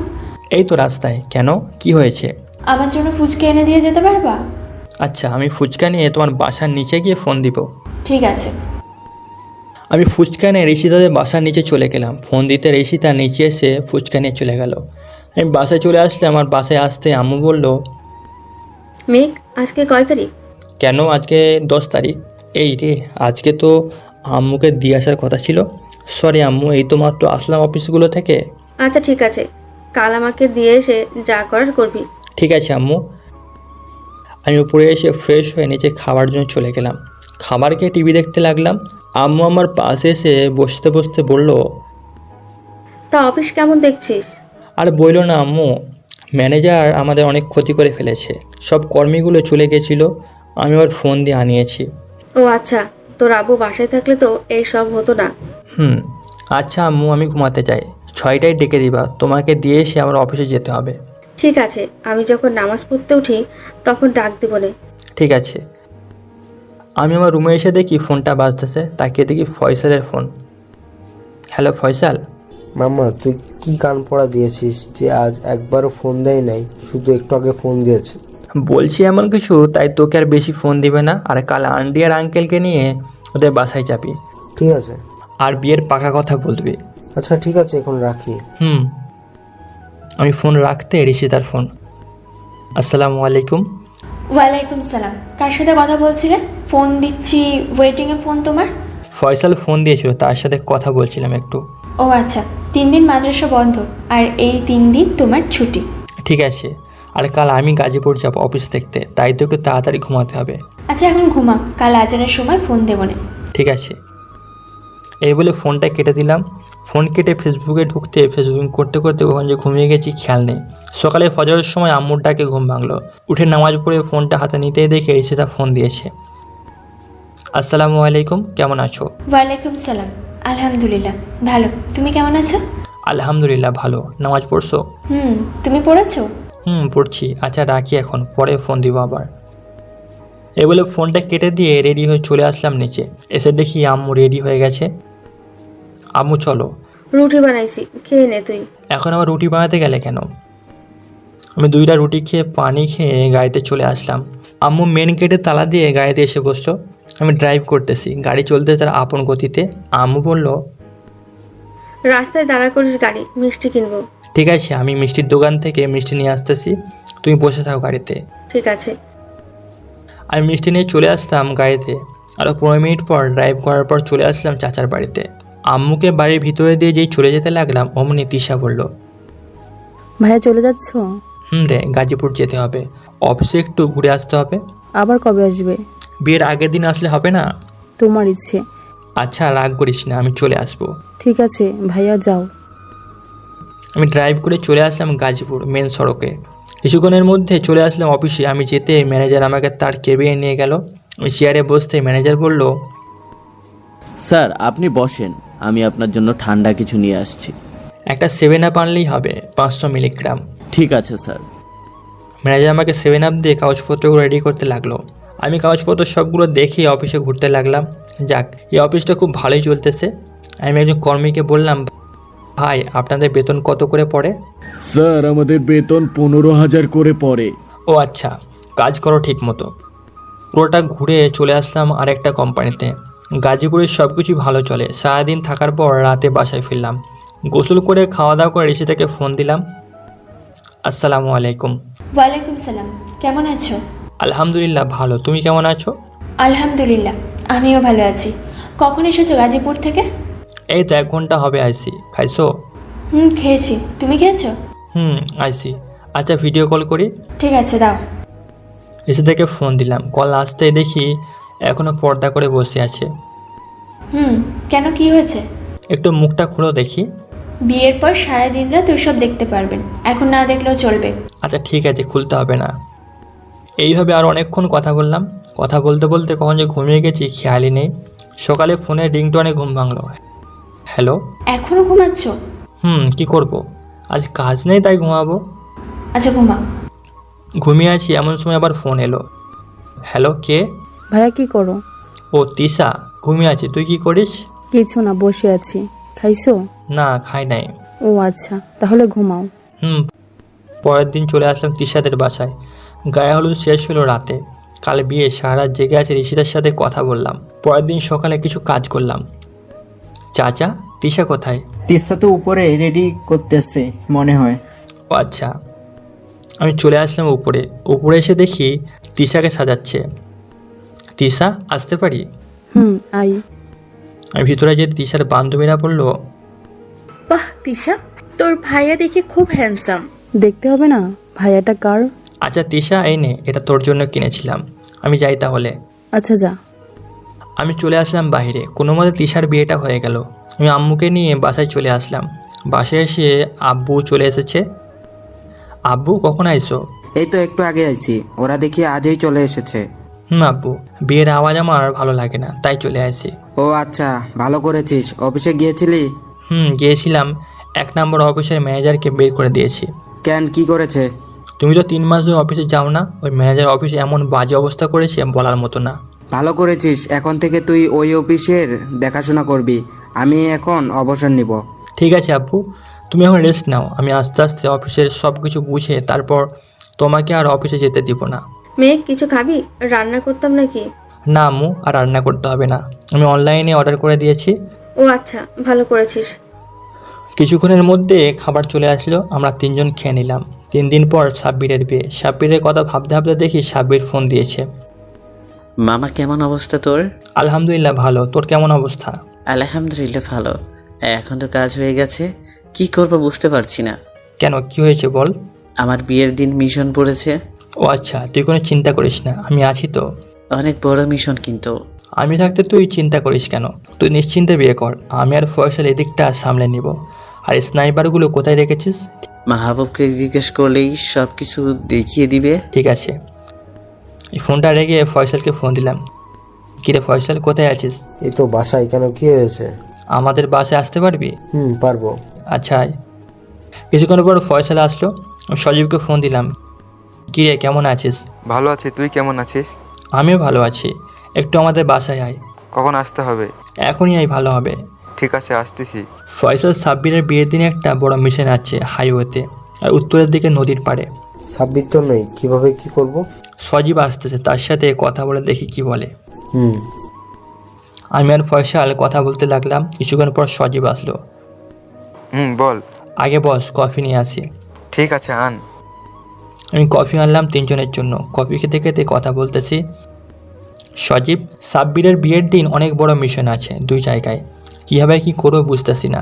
হাই ওইটা পুলিশ ফোর্স থেকে নে, আর নদীর ঘাটে তো লোক থাকবে নে। ঠিক আছে। সাব্বিরের বিয়ে আজ। সারাদিন বিয়েতে থেকে চলে আসলাম বিকালে বাসায়। একটু রেস্ট নিয়ে চলে আসলাম আমার আস্তানায়। মাহবুব, সাব্বির স্নাইপার কোথায় রেখেছে জানিস? ভাই, কয়টা লাগবে? 15টা বা 20টা নিয়ে আয়। ঠিক আছে ভাই, আমি নিয়ে আসতেছি। মাহবুব চলে গেল। আমি আমার কেবিনে চলে আসলাম। এসে বসে আছি। কিছুক্ষণ পর মাহবুব আসলো। ভাই, সব কিছু রেডি আছে, গাড়িতে রেখে এসেছি। ঠিক আছে, সবাইকে বল রেডি হতে। ঠিক আছে ভাই, বলতেছি। সবাইকে রেডি করে চলে আসলাম মিশনে। আল্লাহর নাম নিয়ে মিশন শুরু করলাম। রাত প্রায় 3টা বাজে, এখনও মিশন চলতেছে। এইখানকার মিশন প্রায় শেষ। মিশন শেষ করে চলে আসলাম হাইওয়েতে। এসে দেখি অনেক পুলিশ মারা গেছে। আর সজীবকে ফোন দিলাম, ফোনটা রিসিভ করে হ্যালো বললো। আমি তাকিয়ে দেখি গাড়ির ওই পাশে সজীব শুয়ে আছে, হাতে পায়ে গুলি লেগেছে। আমি জরুরি অ্যাম্বুলেন্সকে ফোন দিলাম। 10 মিনিটের মধ্যে চলে আসলো অ্যাম্বুলেন্স। সবাইকে গাড়িতে উঠিয়ে দিয়ে চলে আসলাম হাসপাতালে। ডক্টর, ডক্টর, তাড়াতাড়ি দিকে আসো। কি হয়েছে? আর এত লোকের গায়ে রক্ত কেন? এখনই সবার অপারেশন শুরু করেন, সবাই পুলিশের লোক। নার্স, সব ডাক্তারকে খবর দাও, ইমিডিয়েটলি বলো আসতে। ঠিক আছে ডক্টর। সবাইকে অপারেশন রুমে ঢোকালো। কিছুক্ষণের মধ্যে খবরে এইসব দৃশ্য দেখাতে লাগলো। সাব্বির আমাকে ফোন দিতেছে, কিন্তু আমি ফোন ধরার অবস্থায় নাই। খুব টেনশন হচ্ছে সজীবের জন্য। কিছুক্ষণ পর ডাক্তার বের হলো। ডাক্তার সবার কেমন অবস্থা? সবাই ভালো, কিন্তু খুব রক্তের প্রয়োজন। আপনি দেখেন এ পজিটিভ রক্ত জোগাড় করতে পারেন কিনা। ঠিক আছে ডক্টর, আমি জোগাড় করতেছি। ফেসবুক লাইভ শুরু করলাম। কিছুক্ষণের মধ্যেই অনেক লোক এসে হাজির হলো। নার্স সবার থেকে রক্ত নিচ্ছেন। রক্ত নেওয়া শেষ হলে নার্স রক্ত দিয়ে ভিতরে ঢুকলো। আমি বেঞ্চে বসে আছি, দরজার দিকে তাকিয়ে দেখি সাব্বির দৌড়ে আসতেছে। আমাকে দেখে বলল, মেঘ, তুই ঠিক আছিস তো? আমি ঠিক আছি। সজীব ভিতরে আছে। তুই কোনো চিন্তা করিস না, সজীব ঠিক হয়ে যাবে। আমরা দুজনে কথা বলতেছি, এমন সময় হাসপাতালের ভিতর সাংবাদিক চলে আসলো। আমার কাছে এসে বলল, ভাই, এতগুলো মানুষকে আপনি কিভাবে রক্ষা করছেন? ভাইয়া, এখন কোনো কথা হবে না, এখন খুব টেনশনে আছি সবাই। দেখুন, এই ছেলেটা আমাকে কোনো কথা বলতে দিচ্ছে না। আপনারা দেখছেন না আমরা কেমন অবস্থায় আছি? এইখানে 20 থেকে 25 জন লোক হাসপাতালে ভর্তি আছে, আপনারা দেখছেন না? কিছুক্ষণ পর ডাক্তার বের হলো। ডাক্তার, এখন সবাই কেমন আছে? আলহামদুলিল্লাহ, সবাই ভালো আছে, আর কোনো চিন্তা নেই। ঠিক আছে ডক্টর, আমি কি এখন ভিতরে যেতে পারি? একটু পর যেতে পারবেন। ঠিক আছে। আমি বেঞ্চে বসে আছি। কিছুক্ষণ পর ঋষিতা তার আব্বু আম্মু আসলো। আমার কাছে এসে বলল, মেঘ, সজীব কেমন আছে? আলহামদুলিল্লাহ আন্টি, ভালো আছে, আপনারা কোনো চিন্তা করবেন না। তোমার শরীরে এত রক্ত কেন? সজীবকে আনছি যে তাই রক্ত পড়ছে। ও আচ্ছা, খেয়েছো কিছু? না, কিছু খাই নাই, খাবো একটু পর। আমি খাবার এনে দিই? না, সজীবের সাথে কথা বলে তারপর খাবার খাবো। ও আচ্ছা। সজীব উঠেছে, একজন ভেতরে যেতে পারবেন। আমি ভিতরে গিয়ে বললাম, এখন কেমন লাগতেছে? ভালো আছি, তোর কিছু হয় নাই? না, আমার কিছু হয় নাই। ঋষিতা এসেছে, কথা বলবি? ওদের কেন ডাকলি আবার? আরে খবর দেখে আইছে, আমি খবর দেই নাই তো। ও আচ্ছা। আমি বাহিরে বেরিয়ে আসলাম। ঋষিতা, সজীব তোমাকে ডাকতেছে, আমি বাসা থেকে আসতেছি। আচ্ছা যাও, আমি এখানে আছি। আমি চলে আসলাম বাসায়। আম্মু, খাবার রেডি করো, আমি ফ্রেশ হয়ে আসতেছি। ঠিক আছে, আয়। আমি ফ্রেশ হয়ে চলে আসলাম নিচে। এসে দেখি আম্মু ভাত বেড়ে বসে আছে। আমি গিয়ে খাওয়া শুরু করলাম। কিরে মেঘ, তোর কি হয়েছে? তোকে দেখে টেনশন করছিস মনে হচ্ছে। আম্মু, সজীবের গুলি লেগেছে। কাল একটা মিশনে গিয়েছিল, ওইখান থেকে গুলি লেগেছে। ও আচ্ছা, আমি যাব নাকি? না, তোমার যেতে হবে না, আমি আছি তো। খাওয়া দাওয়া শেষ করে চলে আসলাম হাসপাতালে। এসে দেখি ঋষিতা বাইরে বসে আছে, আন্টি আঙ্কেলও আছে। ঋষিতা, তোমরা বাসায় চলে যাও, আমি আছি এখানে। তুমি থাকতে পারবে একা? থাকতে পারবো, সাব্বির আছে তো। আচ্ছা ঠিক আছে, আমরা চলে যাচ্ছি, বিকেলে আসবো আবার। না, আর আসতে হবে না, আমি আর সাব্বির সামলে নিতে পারবো। ঋষিতা চলে গেল। আমি সজীবের কাছে এসে বসে পড়লাম। কখন যে ঘুমিয়ে গেছি খেয়াল নেই। বিকালে ঘুম থেকে উঠে দেখি সজীব বসে আছে। কিরে, এখন কেমন লাগছে তোর? ভালো আছি। আচ্ছা, ডক্টরের সাথে কথা বলে দেখি কি বলে, আজ নিয়ে যেতে পারবো কি না। এই বলে চলে আসলাম ডক্টরের কাছে। ডক্টর, সজীবকে কি আজ নিয়ে যেতে পারবো? না, আজ আর পারবেন না, কাল নিয়ে যেতে পারবেন। হাতে ব্যান্ডেজ থাকে, 15 দিনের পর নিয়ে আসবেন। ঠিক আছে। দেখতে দেখতে রাতটা কেটে গেল। সকালে ডক্টরের সাথে কথা বলে সজীবকে নিয়ে চলে আসলাম বাসায়। বাসায় এসে গোসল করে খেয়ে দিলাম এক ঘুম। হঠাৎ পরের দিন সকালে মাথা ভার হয়ে আছে, উঠতে পারছি না। একটু পর আম্মু আসলো, বলল, কিরে মেঘ, তোর কি হয়েছে? এখনো উঠছিস না কেন? আম্মু, মাথা নিয়ে উঠতে পারছি না, খুব ভার হয়ে আছে। ও আচ্ছা, এদিকে আয়, আমি তোর মাথায় পানি ঢেলে দিই। আম্মু। আম্মু আমার মাথায় পানি ঢেলে দিল। এখন মাথাটা হালকা লাগতেছে। উঠে বসতে আমার বিছানায় শুয়ে পড়লাম। তোর আর উঠতে হবে না, আমি খাবার নিয়ে আসছি। আম্মু চলে গেল খাবার আনতে। খাবার এনে খাইয়ে দিল। মনে হচ্ছে অমৃত খাচ্ছি। মায়ের হাতে যা খায় তাই অমৃত লাগে। খাওয়া দাওয়া করে শুয়ে আছি, এমন সময় ঋষিতার ফোন। আম্মু ফোনটা ধরে বলল, ঋষিতা মা নাকি? আম্মু, কি করছো? এই তো মেঘের মাথায় পানি ঢেলে খাবার খাইয়ে দিলাম। মেঘের আবার কি হয়েছে? তেমন কিছু না, প্রেশার কমে গেছে, তাই মাথা ভার হয়ে আছে। ও আচ্ছা, আমি আসবো নাকি? না, আসতে হবে না, আমি আছি। ঠিক আছে আম্মু, এখন রাখি। ঋষিতা ফোনটা রেখে দিল। আমি ঘুমিয়ে আছি দেখে আম্মু চলে গেল। ঘুম থেকে উঠলাম বিকালে। উঠে ফ্রেশ হয়ে নিচে চলে আসলাম। আম্মু বলল, খাবার খেয়ে নে, তোর জন্য রান্না করেছি। ও আচ্ছা, খাবার দাও। এই নাও, তোর জন্য বাজার থেকে মুরগির কলিজা আর মাংস এনেছিলাম। আমি খাবার খেয়ে বসে বসে টিভি দেখতে লাগলাম। টিভিতে দেখতেছি এমন সময় ফয়সালের ফোন। হ্যালো ফয়সাল। কিরে, তুই না কি মাথা নিয়ে উঠতে পারিস না? আরে প্রেশার কম ছিল, তাই এমন হয়েছে। ও আচ্ছা, মামা, আমাদের বিয়ে ঠিক হয়ে গেছে। 23 তারিখে বিয়ে। ও আচ্ছা, ভালোই হলো তাহলে। তোর বিয়েতে মজা করতে পারবো। পারবি। আর তোমার তো 4 দিনই রয়েছে, কোথায় দিয়ে চলে যাবে ঠিক নেই। কেটে গেল 4 দিন। আজ ফয়সালের বিয়ে। সকালে রেডি হয়ে চলে আসলাম ফয়সালের বাসায়। আমি যেতে ফয়সালের চাচাতো বোনেরা আমাকে ধরলো আর বলল, ভাইয়া এদিকে একটু শুনে যাবেন? বলুন। আপনার নাম্বারটা কি পাওয়া যাবে? সরি আপু, ওই যে একটা বোরকা পরা মেয়ে দেখতেছেন না, উনি আমার নাম্বার নিয়ে গেছে। আমি আর কিছু বললাম না, বাকিটা ওরাই বুঝে গেছে। আমি চলে আসলাম ফয়সালের রুমে। এসে দেখি সজীব চলে এসেছে, ফয়সালকে রেডি করতেছে। মামা আমি চলে এসেছি। এতক্ষণে তোর আসার সময় হলো, এই নিয়ে এটা পরিয়ে দে। ভাবি কি আজকে রাতে বেঁচে থাকবে নাকি? বেঁচে থাকবে না কেন? সেটা পরে বলবো নি। এই বলে ফয়সালকে রেডি করে চলে আসলাম বিয়ে বাড়িতে। গেটে আমাদের আটকালো। 2000 টাকা সাইদের হাতে গুঁজে দিয়ে আমরা ভিতরে চলে আসলাম। আমাদের আসনে চলে আসলাম। খাওয়া দাওয়া শেষ, এখন কোলে নিয়ে যাওয়ার পালা। ফয়সাল বলল, কি রে মামা, এখনো নিয়ে আসতেছেন কেন ফারিয়াকে? আরে বেটা, নিয়ে আসবে, তুই চিন্তা করিস না। একটু পর ফারিয়াকে নিয়ে আসলো। সব নিয়মকানুন মেনে ফারিয়াকে গাড়িতে ওঠালো, কিন্তু ফারিয়ার চোখে কোনো পানি নেই। হাসি মুখে বিদায় নিয়ে চলে আসলো ফয়সালের বাসায়। কনেকে সবাই নিয়ে গেল। আমি, ফয়সাল, সাব্বির, সাজিব চলে আসলাম ছাদে। কিরে ফয়সাল, তোর বউ কান্না করলো না কেন বিয়েতে? সেটা তো আমিও জানি না। আচ্ছা যাই হোক, এটা রাখ, কাজে আসবে। কি আছে এটার ভিতরে? বাসর ঘরে গিয়ে খুলবি। ঠিক আছে। আমরা বসে আড্ডা দিতে লাগলাম। রাত প্রায় 2টা। আঙ্কেল আসলো আর বলল, কিরে ফয়সাল, এখনো এখানে বসে আসিস কেন? ওইদিকে বৌমা তোর জন্য অপেক্ষা করছে। যা যা, তাড়াতাড়ি যা। যাচ্ছি। আমরাও চলে আসলাম আমাদের বাসায়। এসে ঘুমিয়ে পড়লাম। সকালে ঘুম ভাঙলো ঋষিতার ডাকে। এই ওঠো, এখনো ঘুমাচ্ছ? কি হয়েছে, এটা সকাল সকাল ডাকতেছো কেন? কটা বাজে দেখেছো? আমি ঘড়ির দিকে তাকিয়ে দেখি 11টা বেজে গেছে। আমি উঠে ফ্রেশ হয়ে নিলাম। ফ্রেশ হয়ে খাওয়া দাওয়া করে চলে আসলাম ফয়সালদের বাসায়। এসে দেখি ফয়সাল এখনও ওঠে নাই। কিরে ফয়সাল, এখনও কিসের ঘুমাচ্ছিস? কি হয়েছে? আজও অন্তত শান্তিতে ঘুমাতে দে। আবে হালার পুত, 11টা বাজে, সেই দিকে খেয়াল আছে? নিচে তো হাসাহাসি শুরু হয়ে গেছে তোকে নিয়ে। কি বলতেছিস সেই সব? তাড়াতাড়ি ফ্রেশ হয়ে আয়, আমি নিচে যাচ্ছি। ঠিক আছে। আমি নিচে চলে আসলাম। নিচে এসে বসে বসে ফয়সালের শালিদের সাথে কথা বলতে লাগলাম। কিছুক্ষণ পর ফয়সাল আসতেই তার শালিগুলো বলল, কি ব্যাপারে দুলা ভাই, আমার বোনটাকে পেয়ে ছাড়তেই মন চাইছে না নাকি? আরে তা না, কাল তো দেখছো কয়টায় ঘুমাইছি। জানি না। যা এখন খেয়ে নেন, পরে আমার সাথে আমাদের বাসায় যাবেন। মেঘ চল খেয়ে নিবি। না, আমি খেয়ে এসেছি, তুই খা গিয়ে। আমি বসে বসে টিভি দেখতে লাগলাম। একটু পর ফয়সাল খেয়ে এসে বলল, আমাদের সাথে যাবি নাকি? না, আমার কাজ আছে।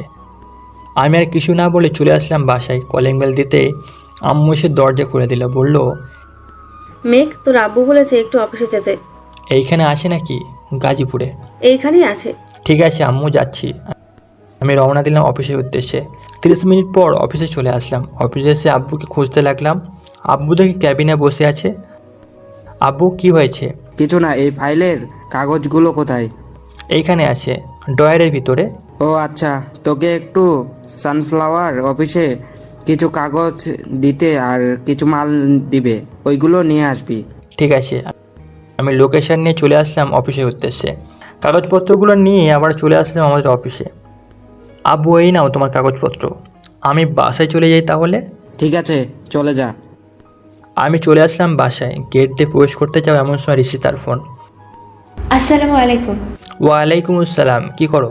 কিছু করি না। কটা বাজে দেখেছো? আমাকে না বাড়ি পৌঁছে দেবার কথা। আচ্ছা, তুমি বসো, আমি আসতেছি। ঠিক আছে। আমি গাড়িটা আবার বাইরে বের করে চলে আসলাম মাদ্রাসার সামনে। ঋষিতাকে নিয়ে চলে আসলাম তার বাসায়। রাতে শুয়ে আছি এমন সময় ঋষিতার ফোন। মেঘ, আগামী সপ্তাহে চাইলে বিয়ে করতে পারো। আমি আর না করব না। সত্যি বলতেছো? সত্যি বলছি। ঠিক আছে, কালই আমি আম্মুকে নিয়ে যাব তোমাদের বাসায়। আর তোমার মাদ্রাসা পড়ানোর দরকার নেই। কেন? এমনি আমাদের কি কিছু কম আছে নাকি? সারাদিন আম্মুর সাথে থাকবে, খাবে, ঘুমাবে, এতেই চলবে। কথা বলতে বলতে এখন যে 4টা বেজে গেছে খেয়াল নেই। ঘুমাবে না আজ? 4টা তো বেজে গেছে। আর ঘুমিয়ে কি করব? একটু পর আজানই তো দিবে, নামাজ পড়ে তারপর না হয় ঘুমাবো। আমিও নামাজ পড়ে ঘুমাবো। ঋষিতার সাথে 5টা অবধি কথা বললাম। একটু পর আজান দিল। ওটা ফ্রেশ হয়ে অজু করে নামাজ পড়লাম। নামাজ পড়ার পর কিছুক্ষণ ফেসবুকিং করলাম।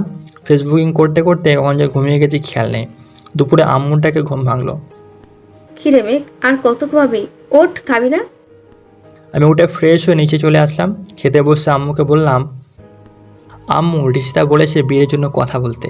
কখন বলেছে? রাতে কথা বলছিলাম, পরে বলছে। ও আচ্ছা, আমি তাহলে বেআইনকে ফোন দিয়ে কথা বলবো না। ঠিক আছে, আগামী শুক্রবারে বিয়ের ডেট ফাইনাল কইরো। কেন, আরো পরে করলে কি হবে? তোমার বৌমাই বলেছে। ও আচ্ছা, ঠিক আছে, আমি কথা বলছি। আমি খেয়ে দিয়ে চলে আসলাম আমার রুমে এসে দেখি ফোন বাজতেছে। স্ক্রিনে তাকিয়ে দেখি তিশার ফোন। আমি রিসিভ করে বললাম, কিরে কেমন আছিস? বর ঠিকমতো আদর যত্ন করে তো? করে, তোর থেকে দুগুণ ভালো। কি করিস? ভালো হলেই ভালো। এই তোমার তো খেয়ে এসে শুইলাম। ও, তার ঋষিতা ভাবি কেমন আছে? ভালোই। আগামী শুক্রবারে আমাদের বিয়ে হতে পারে, এখনো শিওর হয় নাই। ও আচ্ছা, তোর বিয়েতে 1 সপ্তাহ আগে চলে আসবো কিন্তু। ঠিক আছে আসিস। এই বলে ফোনটা কেটে দিলাম। একটা মানুষ পাইলেই হয়েছে, সারাদিন বক বক করবে তো করবেই। যাই হোক, ঋষিতাকে ফোন দিলাম, রিং হয়ে কেটে গেল। হয়তো কাজ করতেছে, তাই আর ফোন দিলাম না। ফেসবুকে ঢুকে নিউজ ফিডে ঘোরাঘুরি করতেছি, কে কী পোস্টগুলো তার দেখতেছি। কিছুক্ষণ পর ঋষিতার ফোন রিসিভ করতেই বলল, আসসালামু আলাইকুম, কেমন আছো? ওয়ালাইকুম আসসালাম, আলহামদুলিল্লাহ ভালো আছি, তুমি কেমন আছো? আলহামদুলিল্লাহ ভালো আছি। তুমি ফোন দিয়েছো দেখতে পাইনি, রান্না করে এলাম মাত্র। ও আচ্ছা, খাইছো কিছু? তুমি খেয়েছো? আম্মু কি কথা বলছিল তোমার আম্মুর সাথে? বলেছে আগামী শুক্রবারে আমাদের বিয়ে ঠিক করেছে। ভালোই হয়েছে। বিয়ের আগে তো তোমার হাতটাও ভালো করে ধরতে পারি নাই। শপিং করতে যাব না বিয়ের? আজকে সবাই যাব, আম্মুও তো বলেছে আসবে। ও আচ্ছা, কখন যাবে বলছে? সন্ধ্যায় যাব সবাই। ও আচ্ছা, এখন ফোনটা রাখি। এই বলে ফোনটা রেখে চলে আসলাম বাইরে। সজীব, সাব্বির আর ফয়সালকে ফোন দিলাম। কিরে তোরা কোথায়? এই তো চাই দোকানে। কেন? আসতেছি আমিও। আমি গিয়ে দেখি সবাই আড্ডা দিতেছে। কিরে সজীব, তোর হাতের অবস্থা কেমন এখন? ভালোই, দাগগুলো রয়ে যাবে। ও, ডাক্তারকে বলেছিস দাগের কথা? বলছে আর কয়েকদিন পর একটা মলম দেবে, দাগ সব মুছে যাবে মলমটা লাগালে। ও আচ্ছা, আগামী শুক্রবারে আমার বিয়ে। মামা যাক, তোর বিয়েটাও হয়ে গেল, এখন বাকি রইল সজীবের। আমি তো আগেই বিয়ে করে ফেলছি। সজীব যে বিয়ে করেছে এটা আমি আর সজীবের পরিবার ছাড়া অন্য কেউ জানে না। সবাই অবাক হয়ে বলল, তুই কবে বিয়ে করছিস? করছি আরও 1 বছর আগে। আচ্ছা যাই রে, সন্ধ্যা হয়ে আসতেছে, আবার মার্কেটে যেতে হবে। আচ্ছা যা, হেল্প লাগলে বলিস, করবো না। ঠিক আছে। আমি বাসায় চলে আসলাম। বাসায় এসে ফ্রেশ হয়ে আম্মুকে নিয়ে চলে আসলাম ঋষিতাদের বাসায়। সবাইকে একসাথে নিয়ে বসুন্ধরা শপিং মলে চলে আসলাম। ঋষিতার জন্য দামি একটা বোরকা কিনলাম, কারণ ঋষিতার শাড়ি পরে বিয়ে করবে না। যাই হোক, সবার সব কিছু কেনাকাটা হয়ে গেছে। সবাইকে বাসায় নামিয়ে দিয়ে চলে আসলাম শপিং মলে। আমার জন্য ভালো একটা পাঞ্জাবি আর ঋষিতার জন্য আরও কয়েকটা হিজাব কিনে নিলাম। বাসায় আস্তে আস্তে রাত 11টা বেজে গেল। কলিং বেল দিতে আম্মু এসে দরজা খুলে দিল। কিরে, কোথায় গিয়েছিলি? আমার জন্য শপিং করতে গিয়েছিলাম, আর কয়েকটা হিজাব এনেছে ঋষিতার জন্য। ও তো আবার বুরকা ছাড়া থাকবে না, সারাদিন বুরকা পরে থাকে। ভালো করেছিস। আর আমাদের বাসায় তো আর কেউ নেই, তুই, তোর আব্বু আর আমি। তুমি একটু বুঝাইও। ঠিক আছে, বোঝাবো না। দেখতে দেখতে বিয়ের দিন চলে এলো। সারা বাড়িতে মেহমান। চিল্লাচিল্লি আমার ভালো লাগে না বেশি, তাই ঘরে বসে রইলাম। একটু পর ফয়সাল আর সাব্বির এলো। কি রে, রেডি হোস নাই? তোরা আমাকে রেডি করবি, আমি কেন রেডি হব? এইদিকে আয় তাড়াতাড়ি, রেডি হয়ে নে। খিদার জ্বালায় পেটে ইঁদুর দৌড়াচ্ছে। কয়দিন ধরে খাস না? 2 দিন ধরে খাই না, তোর বিয়েতে খাবো বলে। ভালো করেছিস। আমরা রেডি হয়ে কমিউনিটি সেন্টারে চলে আসলাম। এসে দেখি সবাই বসে আছে। আমরা যেতেই আমাদের খাবার দেওয়া হলো। সালাডা মনে হয় আর 14 বছর ধরে খায় না, এমনভাবে খাচ্ছে। আমি ভিডিও ম্যানকে ইশারা করে বললাম তাদের একটা ভিডিও করতে। এটা হয়তো ফয়সাল আর সাব্বির দেখে না। প্রায় 5 মিনিট ভিডিও করার পর আমি ক্যামেরাম্যানকে ডেকে বললাম, এই ভিডিওটা আমার হাতে দিবেন, আর বাকিগুলো সব আম্মুর হাতে। ঠিক আছে। ক্যামেরাম্যান চলে গেল। একটু পর কাজী এসে আমাদের বিয়ে পড়িয়ে কাজী চলে গেল। এখন ঋষিতাকে বাইরে নিয়ে যাওয়ার পালা। ঋষিতা কান্না করে পুরো হিজাব ভিজিয়ে ফেলেছে। আমি ঋষিতাকে নিয়ে গাড়িতে বসলাম। ড্রাইভার, গাড়ির এসিটা একটু বাড়িয়ে দিয়েন। ঠিক আছে স্যার। কিছুক্ষণের মধ্যে ঋষিতা ঘুমিয়ে পড়লো। খুব ক্লান্ত মনে হয়, তাই ঘুমিয়ে গেছে। বাসায় এসে ঋষিতাকে ডাক দিতেই ঋষিতা জেগে উঠল। আমি ঘুমিয়ে গিয়েছিলাম নাকি? নামো, সবাই অপেক্ষা করতেছে, তোমাকে বরণ করে ঘরে তুলবে। আমি ঋষিতাকে নিয়ে গাড়ি থেকে নামলাম। সবাই বউ এসেছে বলে চিৎকার করতেছে। আমি ঋষিতাকে নিয়ে চলে আসলাম ভিতরে। সবাই ঋষিতাকে নিয়ে ভিতরে চলে গেছে। বারান্দা দিয়ে যাওয়ার সময় শুনতে পেলাম পাশের বাড়ির মহিলা বলতেছে, দেখেছেন আপা, মেয়েটা কিছুতেই তার মুখ দেখালো না আমাদের। মেয়েটা মনে করে কি সে বিশ্ব সুন্দরী? আমি গিয়ে বললাম, আমার বউ আপনার মেয়ের মতো না যে ছোট ছোট জামা কাপড় পরে নাইট ক্লাবে যাবে, ছেলেদের সাথে অশ্লীলতা করবে। অন্যের বউকে এসব না বলে আগে নিজের মেয়েকে পর্দার ভিতরে আনেন, তারপর আমার বউকে বললেন যা বলার। এসব কথা বলে চলে আসলাম ছাদে। ছাদে এসে দেখি সাব্বির আর ফয়সাল দাঁড়িয়ে দাঁড়িয়ে তাদের বউয়ের কথা বলতেছে। আমি যেতে ওরা চলে গেল।